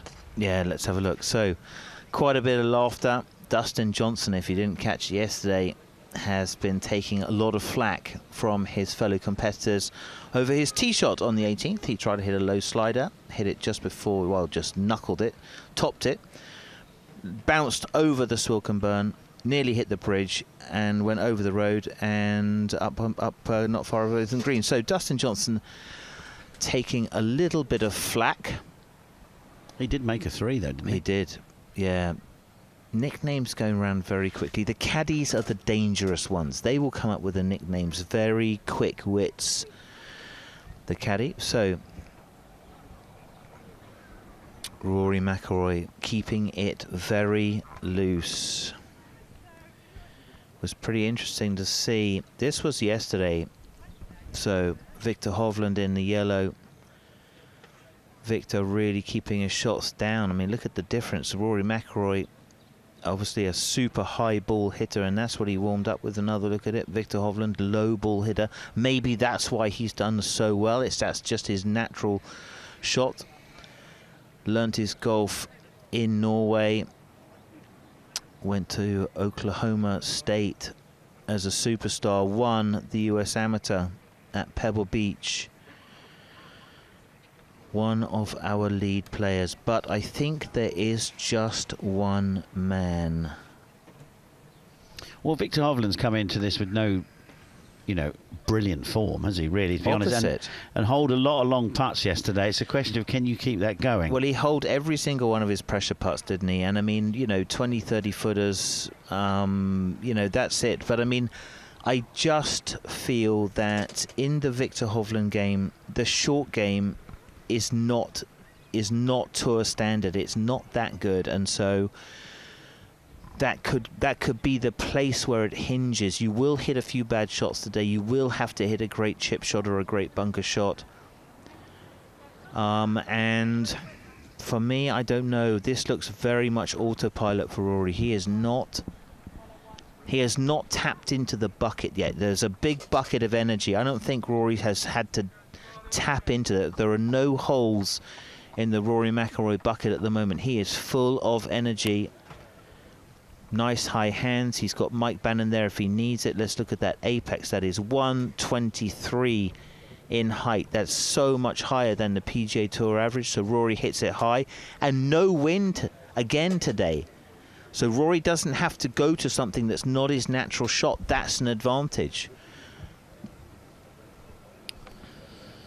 No, it's all going to be very interesting this afternoon. A couple of clubhouse leaders at 8 under par. Tony Finau. One clubhouse leader, Tony Finau, who shot 66 today. That's pretty good scoring, it has to be said. Thomas Dietrich finished with a 2 on the last for a round of 68. He's just outside the top 20. These are the two, McIlroy and Hovland, 16 under. They lead by 4. Look at that grandstand, absolutely jam-packed. So it was a good round for Rory McIlroy yesterday. Viktor Hovland got off quickly, and Rory responded. Very stable on the front 9, and then a single stroke of magic on 10. A mistake off the tee, and then hold a 90-foot bunker shot for an eagle. Was tidy all the way through, got a little bit out of position, as everybody did on 17. I don't know if the rough will be a little wetter today. Yeah, will that make it more complicated? That 2 on the 10th, though, I had to call you down from upstairs in our house that I know we've been given this week, and I had to rewind it. You didn't believe me, did you? It's magic, isn't it? It's interesting. You get phone calls from, like, I get a text from sort of guys in America. Oh my God, do you see that? Rob Lee says to me, oh my God, sending pictures backwards and forwards. It's just it's enthusiasm for the game, isn't it? And nothing better, no better atmosphere. Okay, well, hopefully George has got his breath back after running after Viktor Hovland. Where are you now, George? Well, we're down on the putting green, and Viktor Hovland is getting right into his work. He's got his regular setup here, where he'll do a loop of the hole. And I'm not sure you can see his leveler in the middle there. He wants to find that perfect flat putt. And a lot of these players, early on in their practice routine, they want to get their putter on plane. They want to get everything on balance, and the perfect flat putt helps with that. And now he's doing 2 putts from each side, and obviously trying to get a read of the break using his feet and his body and aim point, which is obviously working relatively well this week. What a day for Viktor. Hard to believe that he was playing in the Amateur Championship in Aberdeen not long ago, and now he's competing for the Claret Jug against Rory McIlroy, one of the game's greats. This would really make his mark on the world of golf. He's obviously been one of the informed players in the world over the last 18 months, 2 years. But this would lock it in, winning not only a major championship, but the 150th Open. This club in his hand right now will be oh so important. And he's got it rolling pretty good so far. Yet to see a miss on the putting green. Yet to see a miss. Very dangerous looking signs. Can he do what he did yesterday and produce so many early birdies?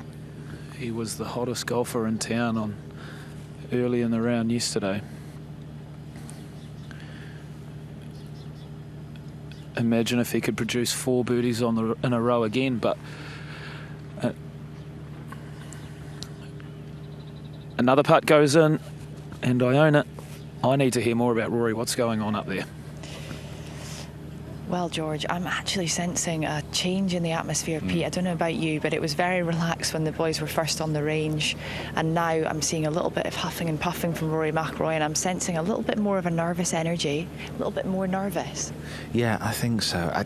It's nervous energy, but it's also just that excited anticipation about what's going to be happening as well, because at the end of the day, these people in the grandstands, which are absolutely rammed here at the range, they are looking at, in my opinion, one of the 2 winners, if not the winner right now, and they can be here and they can tell everybody, oh, I was there, I was watching it before, he was absolutely ripping it. And then once he leaves, everyone's going to go as well, get out on the course. It's those last few moments before that final round, it's fantastic. Yeah, it's so important to try and find that flow state that we hear so often spoken about in elite level sport. They're looking to find that moment in the mind where you just feel like it's you and Harry on the bag and you're out there against the old course and nothing else matters.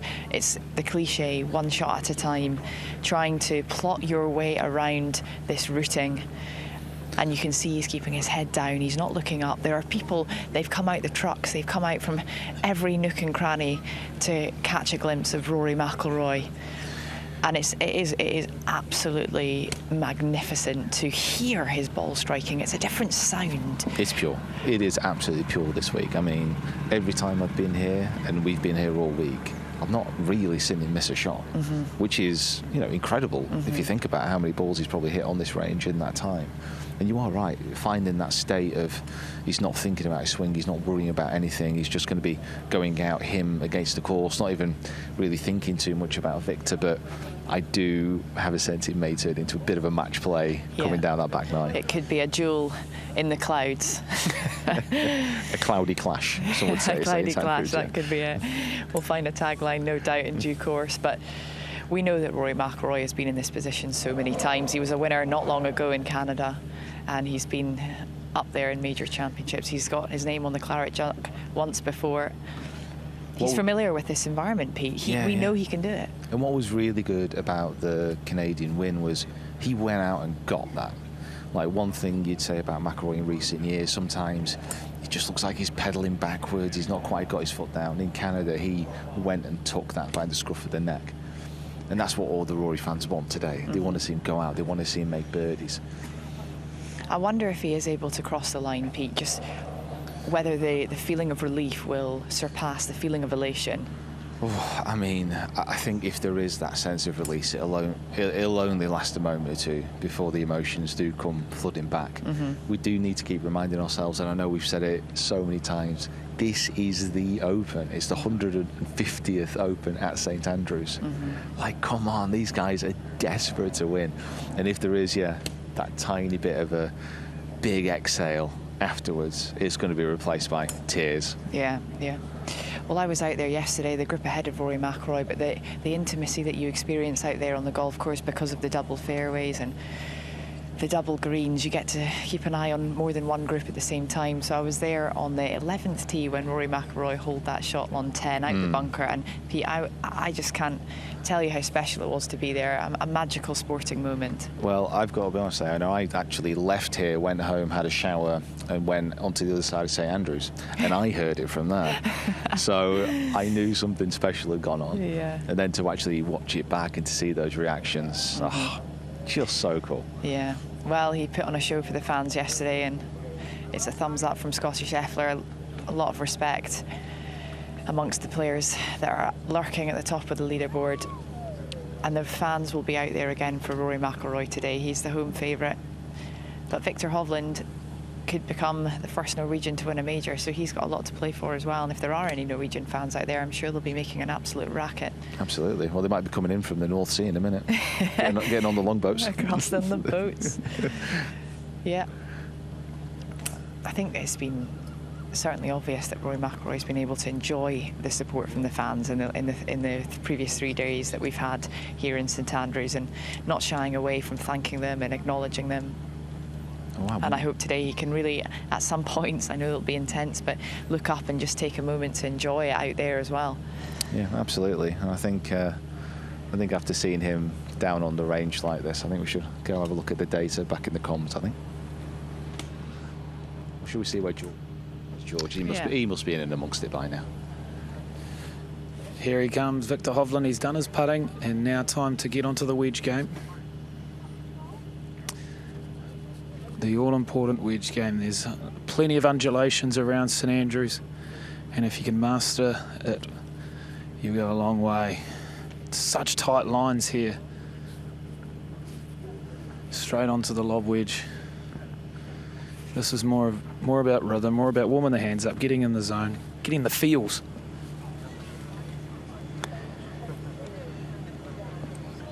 Go in, go in. Ooh. I can't imagine what's going through his head at the moment.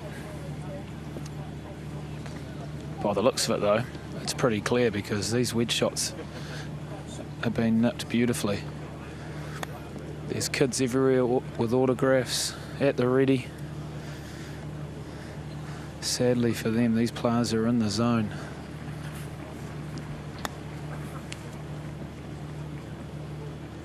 Viktor Hovland is plucking them nicely.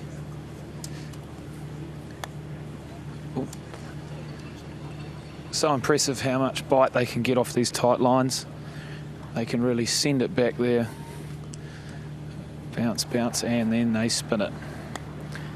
There's plenty of people still in the mix here, but there's no doubt it's a hard run to chase down these two at the top. Viktor Hovland starting to chuck it up in the air, and I'm going to chuck it up to the range.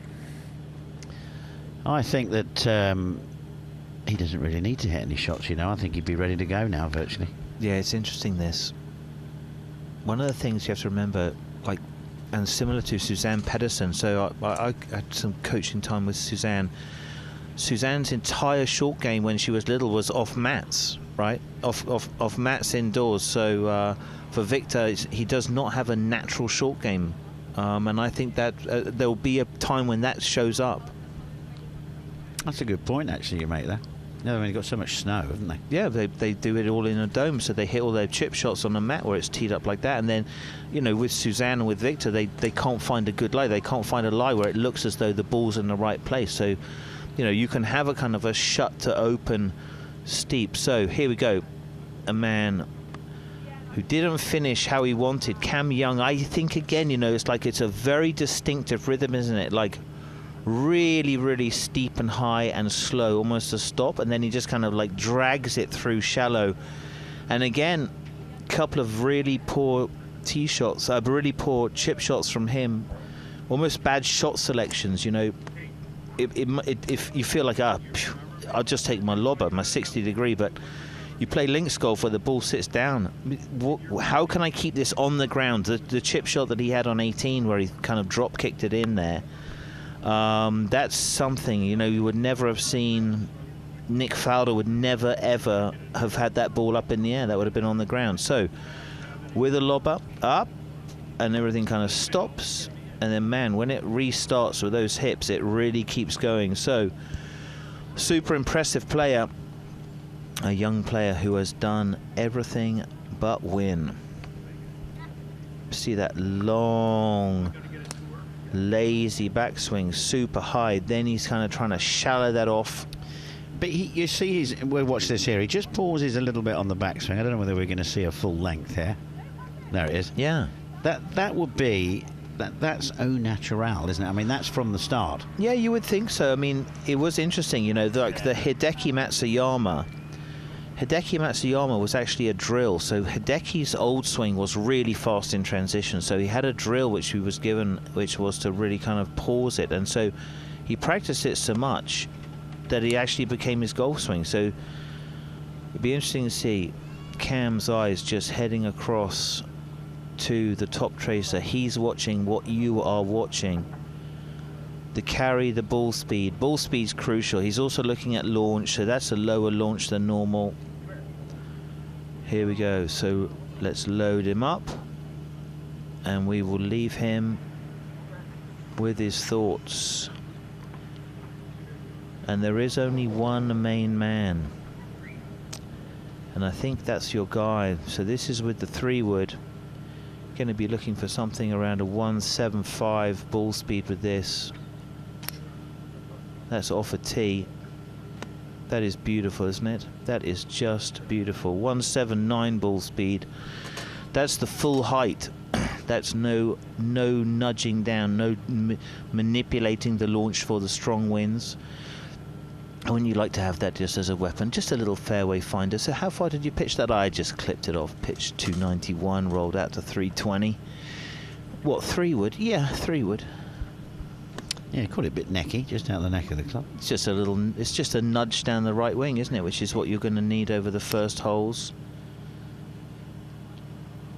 Rory McIlroy, can the power get him across the finish line? Well, you've got his ball speed there. I mean, his club head speed's nearly up to 120 mile an hour, isn't it? Yes, totally, yeah. And that's just his 3-wood. So let's have a look at Rory McIlroy. 3-wood off a tee. Is this a baby fade?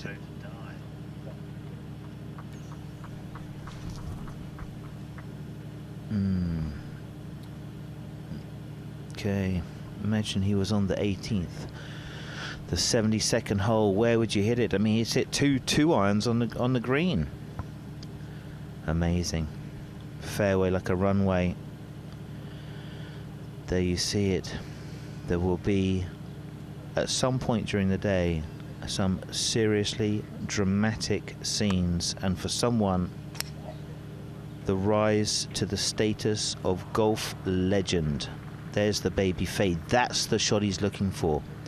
Hit it into the centre of the fairway, nudge it towards those right bunkers, give himself the angles to attack the difficult pins on the first 7 holes.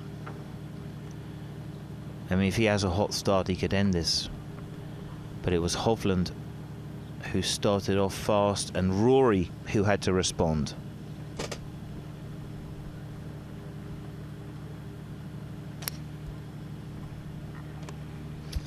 Another 3-wood on its way, and he'll watch that, eye that one up and down. So we'll get out to George again. How cool is this?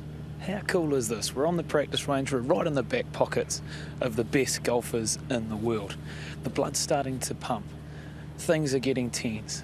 Cam Smith's got a wedge in the hand, and he is a wizard. He's Harry Potter with that thing. Loves throwing it high. Loves dancing, loves getting that golf ball dancing. So good. It's so good to watch all these little parts of their game, which is so good. You don't realise it when you're watching on the course as much, because here you can just see it everywhere. They keep hitting them, keep nipping them off this tight lines, and wow. Go in. Jeepers, he is good. Cameron Smith. I'm going to chuck a prediction out there, guys. I'm smelling a 64. I just can't see him, cannot see him going backwards anymore. He's going to be a man on a mission. Look at that. He's chucking it really high in these long shots, trying to take the undulations out of the shot. A couple more balls for Cam Smith and he'll be gone, ladies and gentlemen. He'll be out there on course. Looking forward to watching him. Back to you guys. Well, if he does shoot 64 there, George, he's going to be 20 under par. I'll tell you what, second last group off, that would post some score. That would put the cat amongst the pigeons, Simon. It seriously will. And I mean, there's a couple of guys. I mean, Dustin Johnson, Scotty Scheffler, they would have to, like, every single thing they do today has got to turn to gold. What can this man do with his driver? Can he put it out of reach of everybody? He's fantastic when he can kind of bully the course with power. I mean, you've got the, sorry. That's all right, Simon. You carry on. Go on. No, I was just going to say 186, 130 on the apex, 314 carry. 3 woods going out, drivers coming home. It's so bouncy, isn't it? It is, but I was going to say the 2 par 5s. I mean, listen, you've got to get your drive away straight, but the 2 par 5s, let's say that's a couple under. And then you've got a drivable 18th. You've got at least another 2 or 3 par 4s, I think, that are drivable. I mean, if it all goes right, I mean, Rory really, if you look at this course, Rory, if he's on a complete A game, cannot shoot. I mean, okay, he's got a putt right. I'm just talking about if he plays like he normally, he can't be worse than 68. 100%. I mean, look at that. So there it is, 72nd green, 72nd green. I think there are a lot of people who hope that man becomes the Open champion again. 150th Open. Let's see what he's got. So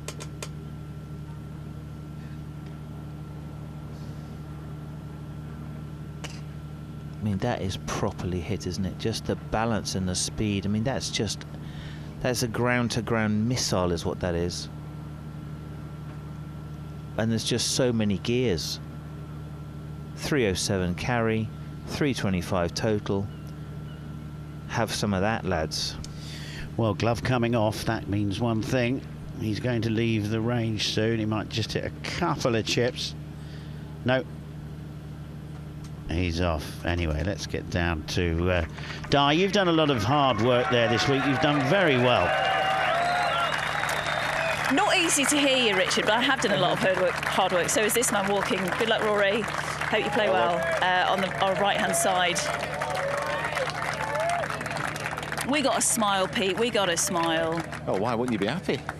Just fantastic. 66 from Rory yesterday, and just a delight for the crowd to watch. His playing partner, Victor Hovland, is to our right-hand side. 66 also from Victor. 16 under par. It's going to be a duel here at St Andrews. I mean, they've traded the same scores in a slightly different order, so 168 and 266s each. So these are very much the informed players. Victor's kind of at just the start of his routine. He's just going on to his short irons now. It is interesting how the players do prepare differently. Obviously, Rory was full swing, then onto the short game, whereas Victor was short game, then onto the full swing. Yeah. Just depends what works for the guys. He's smiling from ear to ear, isn't he? He knows all the attention is on Rory. He's just chilling out, hitting some balls on the range, shelling a few, having a laugh with his caddy, relaxing. I mean, He came into this event, we spoke about it earlier on, he came into the Open Championship with, as he said last night during his interview, with some lousy performances. He's found something's clicked here. Yeah. You've been speaking about how superb his game is. 3 wins on the PGA Tour, a couple on the DP World Tour. Callum Smith just walked past us. He needs a low round, doesn't he? 12 under. I mean, like we've just been saying, Victor Hovland's game, it speaks for itself, but what we've just witnessed there is a skill in itself, being able to remain relaxed, remain very calm under this immense amount of pressure, because this is it. Make no mistakes, this is why these guys practice so hard, is so they can put themselves in this situation. And we're going to find out if he's ready today. Yeah. But his body language, the way he's approaching it, looks almost identical to yesterday. Yeah. And that's got to be a good sign. And he got off to a quick start yesterday, didn't he? Fast, what was his front line like? Remind our viewers. Well, he strung 4 birdies together in a row. Yeah, he was out in 32. Yeah. He holds a lot of putts yesterday. But something has clicked over the last few days. Being here at the magic of the Open Championship, it might just be it. He hasn't had great results in the majors, as we've spoken about. But he's just a baby. Yeah. He's so young. How old, remind us? He's still 21. 21. It's mad, isn't it? Just to think of like what you were doing in your early 20s.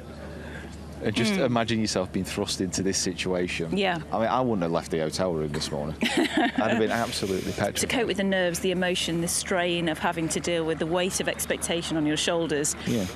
as you go into this final round at 16 under. I mean, it's a remarkable score. And again, we speak about the weather, no wind whatsoever, perfect conditions for them to go out, and it's target golf right now, isn't it? I mean, you are right about the weight of expectation as well, because that is on Rory. That's not really on Victor. Like you said, he's not had amazing finishes in majors, but he has won multiple times. Everyone's expecting, and a lot of these fans are wanting Rory to go and win.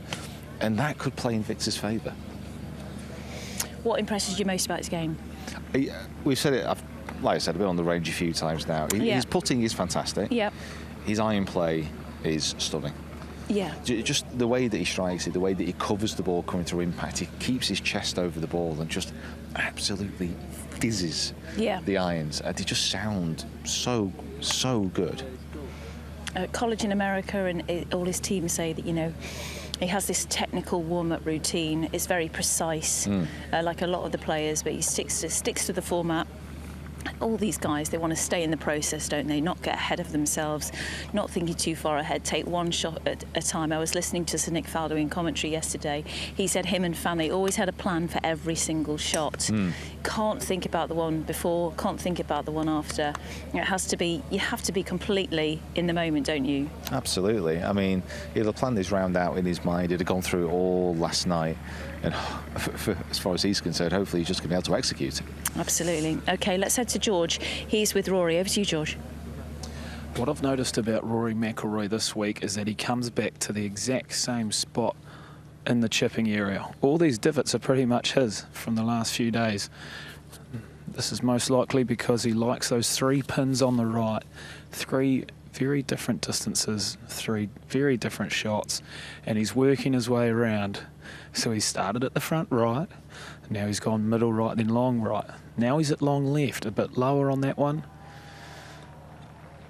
Bouncing it through, kicking it up, and rolling it out. Beautiful links golf wedge play. Now he's looking to go back to the short one.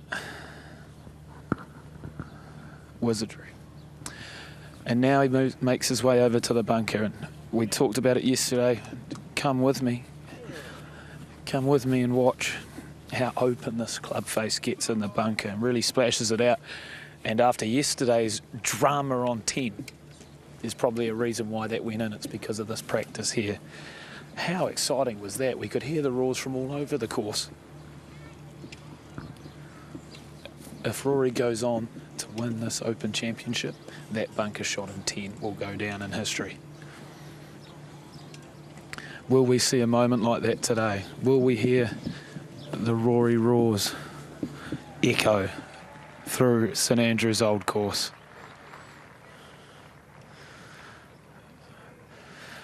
It's great to watch.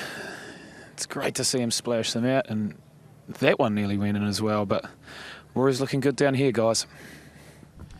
Yes, he certainly is. 18 minutes till he tees off. He'll have to get in the buggy and make his way all the way up to the first. I can give you some early scores that Brian Harman's teed off. He's 2 under through the first 4. If you're a Tyrrell Hatton fan, he's 2 under through the first 4 as well. And Jordan Spieth, par birdie start for those players, all on 9 under par, too far behind Simon. Well, they're not too far behind Simon. They're too far behind Simon. No, that's very clear, Richard. So just look at the speed. Look how hard he hits these. His most lofted club opened up, and now watch the legs. I mean, he could hit that 130 yards.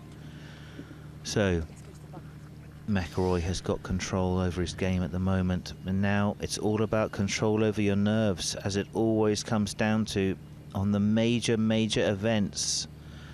Can you calm that horrible little voice in your head? So Victor Hovland just going through his clubs. I think it's an important thing. When he came on the driving range, there was no faff. He did not do what Rory did. He didn't talk to Dustin. He didn't talk to Scotty. He walked straight past. How are you guys doing? Done nothing. Just in his own little bubble. And I admire that. So, you know, he's thinking, okay, this is going to be my way to do it. So I'm going to go do my putting routine. I'm going to do my chipping routine. My guys are here with me. It's all about me, and now you guys have got to support me so I can get the best performance out of myself today. Well, yes, as you mentioned there, Simon, he's gone putting first. That's why he's last man standing on here, because he's practicing now. He'll probably hit this off the first, I would have thought. Yeah, it's interesting to see. I don't know what the shot strategy is on the first. It's so tight. I mean, the green is hardly on, the pin is hardly on the green. So that's the driving iron of Viktor Hovland heading down there. That's a 271 total shot. You can see that's not the place you'd go. So again, now kind of zippy in the rhythm, isn't it? Good grip, quite tight in those hands. And then just power through the core, the hips, the legs, big thighs, strong. He's a sportsman. He's a sportsman, and Richard has just said, like me. No, nothing like you. Well, I mouthed it. Yeah, nothing like it. So, that's a man. I admire this. I like the way he's handled the tension of coming onto the driving range. He's just put a bubble. So. Oh, Roy's come back on the range. I didn't think he'd do that. Mike Bannon, final words. The faithful Mike Bannon. That's his coach. Well, no, he's that not. man has got his back. So, head down. Let's see.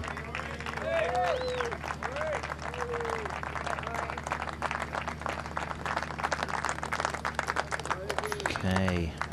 Tension between the two young matadors. Rory McIlroy. It's going to be interesting. What does Viktor Hovland think of Rory McIlroy? Rory McIlroy is a better player than Viktor Hovland. Does Viktor Hovland also think that? Well, you don't know. You don't know, but he's the last man on the range. He's got 15 minutes till the final tee-off. 250. Match 42, McIlroy and Hovland. He doesn't want to rush it. You never want to rush it. You just want to think, right. The worst thing is you think, right, I'll go after this shot, and then you hit out the neck or the toe, and you think, right, we'll have another one. Here we go. Perfect view. Down the line. Starts left. Holds up. You can see curving back. A lower apex. Rory McIlroy was around a 136. Viktor's hitting these right around 90 to 100. A little bit different club face positioning at impact. Angle of attack. Lower. This is hit down.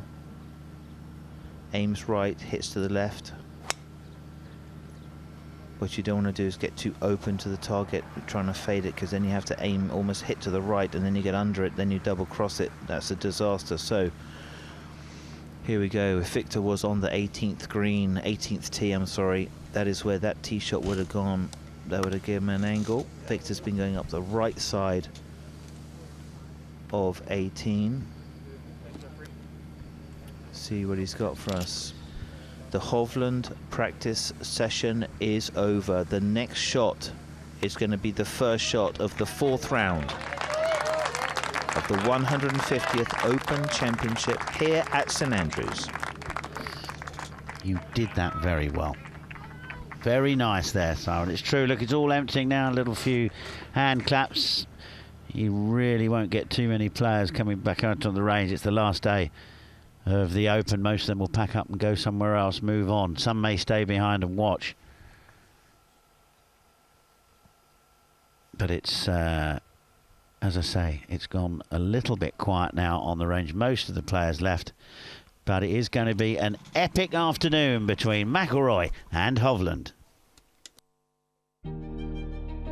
The titans of our sport, the greats of our game, have all gotten their hands on a Claret Jug. What a shot. That is unbelievable. Shot of the day right there. Worked a little fade, and look at this. And he is our new solo leader as a result. He's got a chance. Oh, it's in.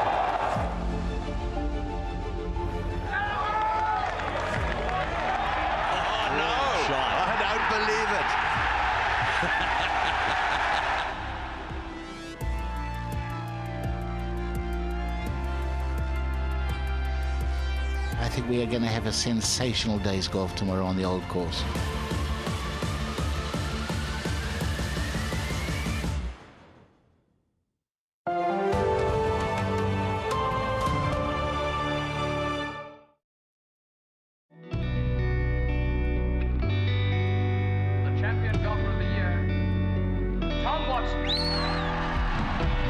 To the next 150 years of open golfers, respect the game. And it's there.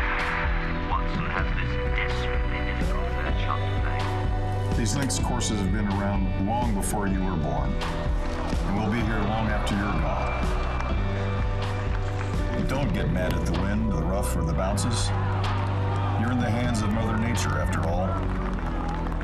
Play hard, but play fair. Be known for winning, or losing in the right way. If you're lucky enough to have your name etched on the Claret Jug, look at those names before you. Realize that everything has led to this.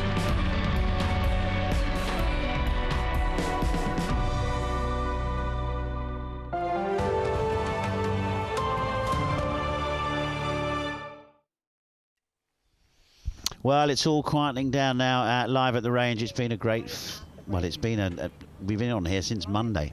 I haven't been here all the time. I've been doing a bit of commentary for Sky, obviously, and Simon's been doing his bit here and there. But it's been an excellent time, this live at the range. I think it's been brilliant. I think it's given a new viewpoint. So, like for us who've been competitors, or you competing, me coaching, that's the hub, that's the business place. And you go out and do a few holes, and then you come back to the range to see what needs to be done. What do I need to tweak? Is it equipment? Is it a certain shot? So like this second shot into 4, how are we going to handle that? What's the shot? So it's very much tournament specific when it starts on a Monday. And you can see there have been some great men who have done that journey. Bobby Jones, Arnold Palmer, Jack Nicklaus, Tom Watson, Seve, Nick Faldo, Sir Nick Faldo, Tiger Woods, and whoever joins this, if it's a Rory McIlroy who wins this tournament, he'll become a legend of our game. The 150th Open at St Andrews, the champion golfer of the year. This is not a higher accolade. No, it certainly isn't. And some good results there. Saddam Kyo Kanjana from Thailand, 7 under par, 65 to finish, 11 under. He won't win. He might not finish quite in 5th spot.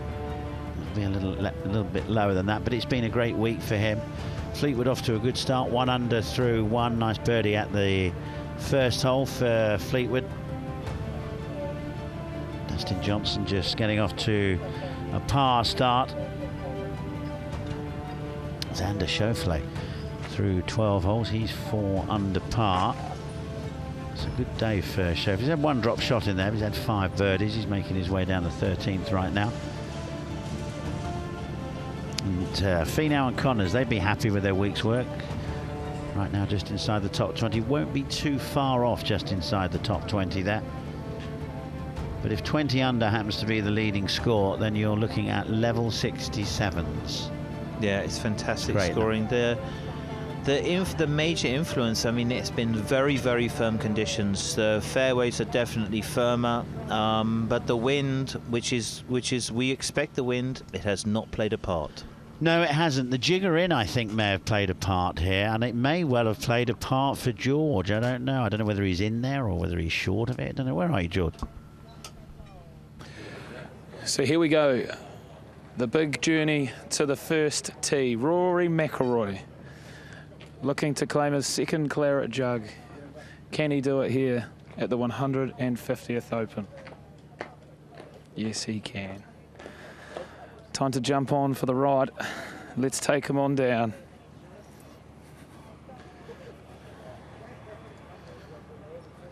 Sean and Harry alongside him. This partnership has been together for a while. Harry in another good seat. Would hate to crash into this buggy. This is when the crowd will start getting behind him. They'll start realising that Rory is on the way. What a moment the thought processes going through the mind as you go to tee off in the final round of the Open? I can't imagine it. They all look calm, they all look happy, plenty of smiles all round. Today is going to be a good day. Harry will give us... Hey, there's Harry, he's fizzed. Harry Diamond. It would mean so much for their whole team if he could get it done today. His wife Erica, she's up with their little new baby Poppy, so it would be a family affair. Then it would be a great one. Seen Rory's parents here all week as they prepare for what could be the biggest day of his life.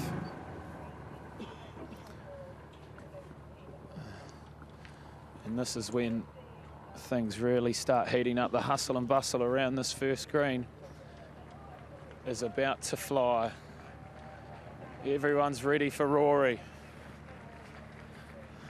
What's he going to do today? Oh, it's very exciting. 5 minutes to go till Rory McIlroy and Viktor Hovland tee off, but it's not all about the Claret Jug. What have you got in your hand, Pete? I have the silver medal. So this is awarded to the top amateur at the Open. Give it a little pop. Oh, no. Oh my God! Oh no! I broke it. Oh, there. Oh, stop! Oh no! Stop! Man's a sweaty. I'm right. getting nervous. That's fantastic. There we Do we go. need to polish it? Give it a quick wipe. Yeah, fantastic. Look at that. So this has gone to some amazing players in the past. Obviously, Rory, Tiger. Justin Rose, I remember in 1998. Rose, Matt Fitzpatrick. Yeah. Jose Maria Olazabala's picked this up. So quite a few. Quite a few. This has gone to some decent golfers. Keep polishing. Keep going. So who's doing well? Who looks like they're going to be getting this silver medal? Filippo Celli. He's going to have to drop 6 shots on the back 9 if he's going to lose it. Yeah. So I'm predicting a player of his calibre. Filippo Celli. He won the European Amateur Championship, and looks like he will be picking up this. 4 amateurs made the cut, the most amount of amateurs since 2015. Fantastic. What an accolade to have. And Filippo Celli, watch out for him in the future. We won't be presenting this. No, we won't. Somebody far more important than us. I'm not entirely sure why we've got this. Why we're is this allowed, here? no, because we want to show our viewers this fantastic accolade. Okay, without further ado, let's get over to George. George, where are you? I'm in the hustle and bustle of the first tee, right next to the putting green with Rory and Viktor. Things are ramping up down here, that's for sure. One thing I've certainly noticed is Viktor Hovland has binned about 2 or 3 25, 30-foot putts. So one thing I can take from this little session on the putting green is that Viktor Hovland could be extremely dangerous as he leaves the putting surface for the last time. Rory claims his card. Viktor about to do the same. We are moments away from this final round teeing off. This is as good as it gets down here, folks, so sit back, relax, and enjoy the action. It's going to be a fun day out here. Listen to the roars when these guys get announced on the tee. It's going to be good.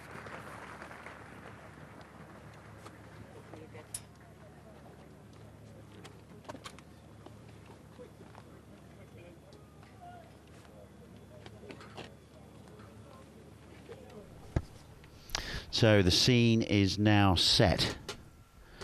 Not long until they tee off. And there's a fair few, there's some easy holes out there, but there's a selection of tough holes out there as well on this St Andrews Old Course. Range is now empty.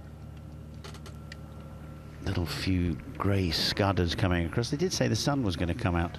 Yeah, it's been just a strange group of weather. So, yes, it's kind of an easy start, but it does get pretty hard pretty early. 4th hole is pretty tough, but, well, the back nine's going to hold all of the secrets, Richard. It is, and let's have a look at those with Kit Alexander.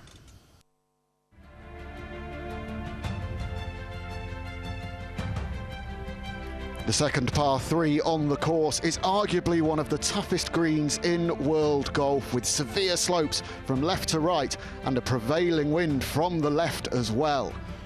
Everything feels against the golfer at the very far end of the links. The large hill bunker to the left and strath bunker short along the false front, and the drop-off at the rear of the green reduce the target area significantly. Any tee shot that lands to the left of the hole will result in a difficult downhill putt. Shot shape is important here, with many players hitting a right to left to hold the ball against the wind. The 12th hole only measures 351 yards, but it's deceptively tricky because of a series of fairway bunkers that can't be seen from the tee. The prevailing wind is often helping, so the longer hitters have a chance at taking on the green. Others will choose to lay up short of the bunkers, leaving a long second shot into a challenging, heavily contoured putting surface. The top level of the two-tiered green is only 12 paces deep and demands pinpoint accuracy when the flag is located there. Whatever weather conditions, this is a great opportunity to make a birdie.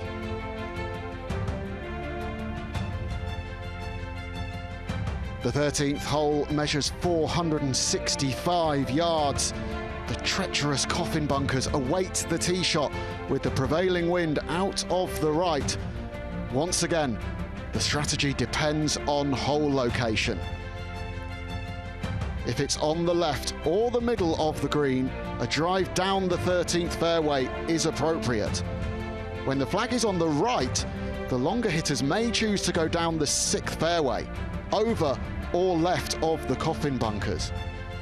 It's important to hit the approach with the correct shape to hold it against the wind and the contours of the green.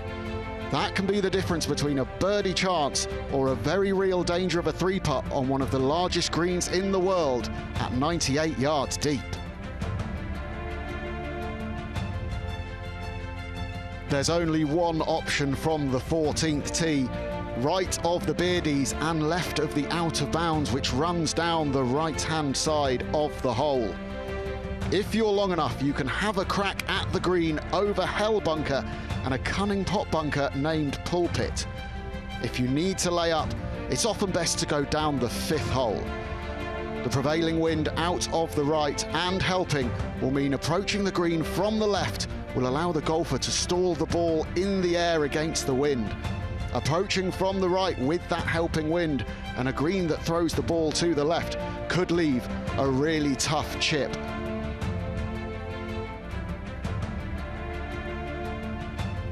The 418-yard-long 16th was the second toughest hole at the 2015 Open Championship. With the wind out of the right, there are a couple of options off the tee. The aggressive play is between the principal's nose bunker and the outer bound fence, where the golfer can ride the wind or cut a tee shot off of the principal's nose.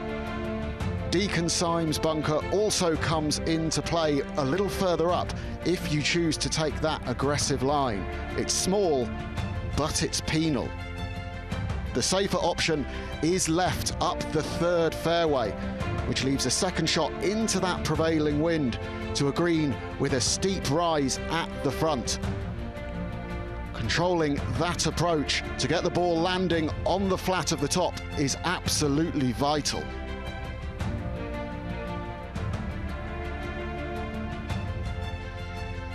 The road hole measures a beastly 495 yards, and it's one of the most iconic and challenging holes in world golf. With the prevailing wind out of the right, the line off the tee is often further right than you expect over the railway sheds. Either skirt the hotel and ride the wind to the 17th fairway, play it safe left down the 2nd fairway, or risk the rough between the two. With a front or right pin position, players can take any option off the tee, but more thought is required when the road bunker is in play with the pin position. Some players choose to miss short or long and left and try their luck getting up and down from there. long of the green should be avoided at all costs. With a red shale path, the road itself and the boundary of the course symbolised by a wall. And once you get on the green, it's no picnic either. Any 4 here is hard earned.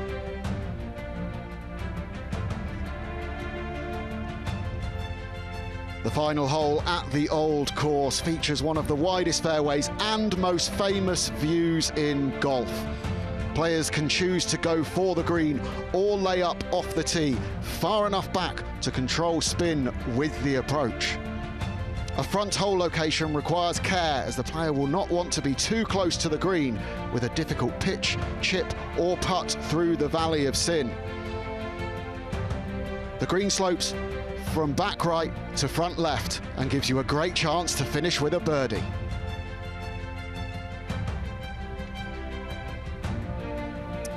The moment you've all been waiting for. The Claret Jug is right here on show on the first tee. To think that those two players are now on course competing head-to-head for this is simply amazing. What a week it's been.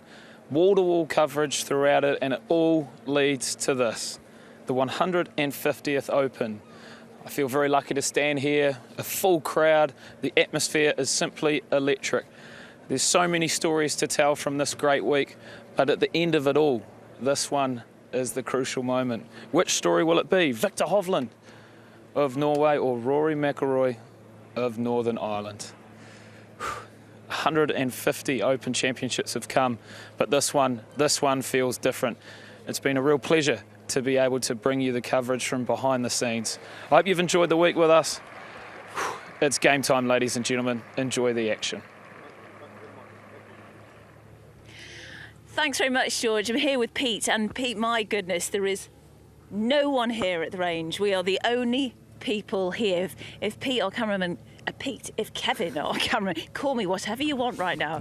Pan down the range, Kevin. Nobody here. It's quiet. You could hear a church mouse, couldn't you? Oh, there's one person in the grandstand. He might. Is he asleep? He's fallen asleep. Oh, he's woke up. Is that, where am I? I think he's fallen asleep. Oh, no, he's just woken up. I think he might have just woken up. No, he's at... I'm not quite sure what he's doing. Does he know that the 150th Open Championship champion golfer of the year will be crowned later on today? Yeah, there we go. He's off. I think all he was doing is just what we're doing, just having to sit down, trying to take it all in for a second. Yeah. It's been so exciting here for the last few hours. We've brought you everything from the range. At the moment, Rory and Viktor are on the first, 16 under par. One of the big movers today? Tyrrell Hatton, he's 4 under through 6. He's going to have to go about 12 under through his next hole to get up there. But, you know, it's just, isn't it strange now? Yeah. Like we've had such a busy week. It's been so intense. We've been running around everywhere. We've been here since Monday, and we've brought you, you know, inside the ropes coverage. We've shown you what the pros have done pre their rounds, during their practice rounds. We've had George out on the course. My goodness, he's been relentless, bringing you reports, bringing you up to date with everything that's been going on. It's been emotional scenes with Tiger Woods saying farewell to him on Friday as he walked down 18. There was not a dry seat in the house. So many different storylines that have developed this week, and the cream has risen to the top. My goodness, the top of that leaderboard is so incredibly strong. Jack Nicklaus always said a winner here on the Old Course would be one of golf's greatest, and I'm sure that will be the case come the end of the day. It's got all the elements to be one of the great final rounds. You know, 2 amazing players in great form going head-to-head, some potentials of people just after them having a low score as well. They've got answer in the clubhouse, round of 65.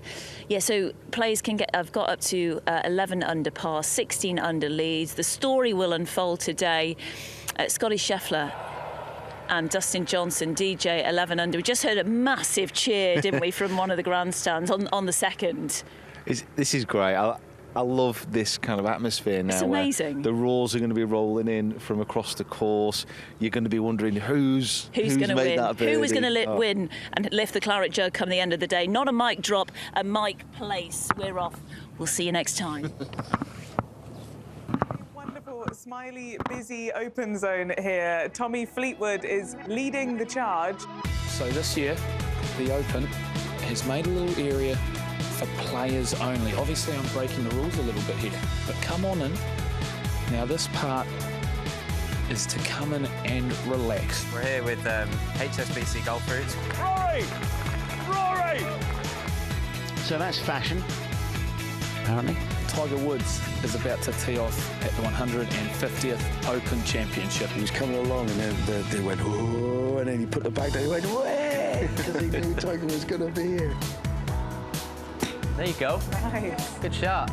They must know you're leaving soon, Boxy. Have you ordered that in for about half an hour? Yeah, 2 couple of croissants, please. A wee bit breezy here, Ross. Just a wee bit. Even in a major championship, the world #1 golfer in the world still doesn't quite know what time he's on the tee. I'm not sure this part of the world is perfect for the ice bath he has to have every morning. I don't know who goes down the service station and goes to the ice machine and grabs all the ice. We're going to get a face full of sand, you know this. Yeah, there you go, straight in the face. How do you like them? Would you rather Everton won the league or you win the Open? I would much rather me win the Open. And it was the president of the PGA of America ringing me to say that I've been awarded their Lifetime Achievement Award in photojournalism. But just in case he loses the little Tiger, there's one spare for him. Good morning from a very busy fan zone. The sun is shining in St Andrews and it is heating up. Who's got the softest hands in town? Look at this, George Gregan. How are you, mate? George and George, good to see you. Tim? How are you? Great to see you. So, Victor Perez from France. Allez les Bleus. Look at that. Here he comes, Rory McIlroy from Northern Ireland. Give him a cheer. It's on the green, Dad. Yeah, we believe you. It's just a nice little woof woof. We'll do a bit of photoshopping, and this right here could be you.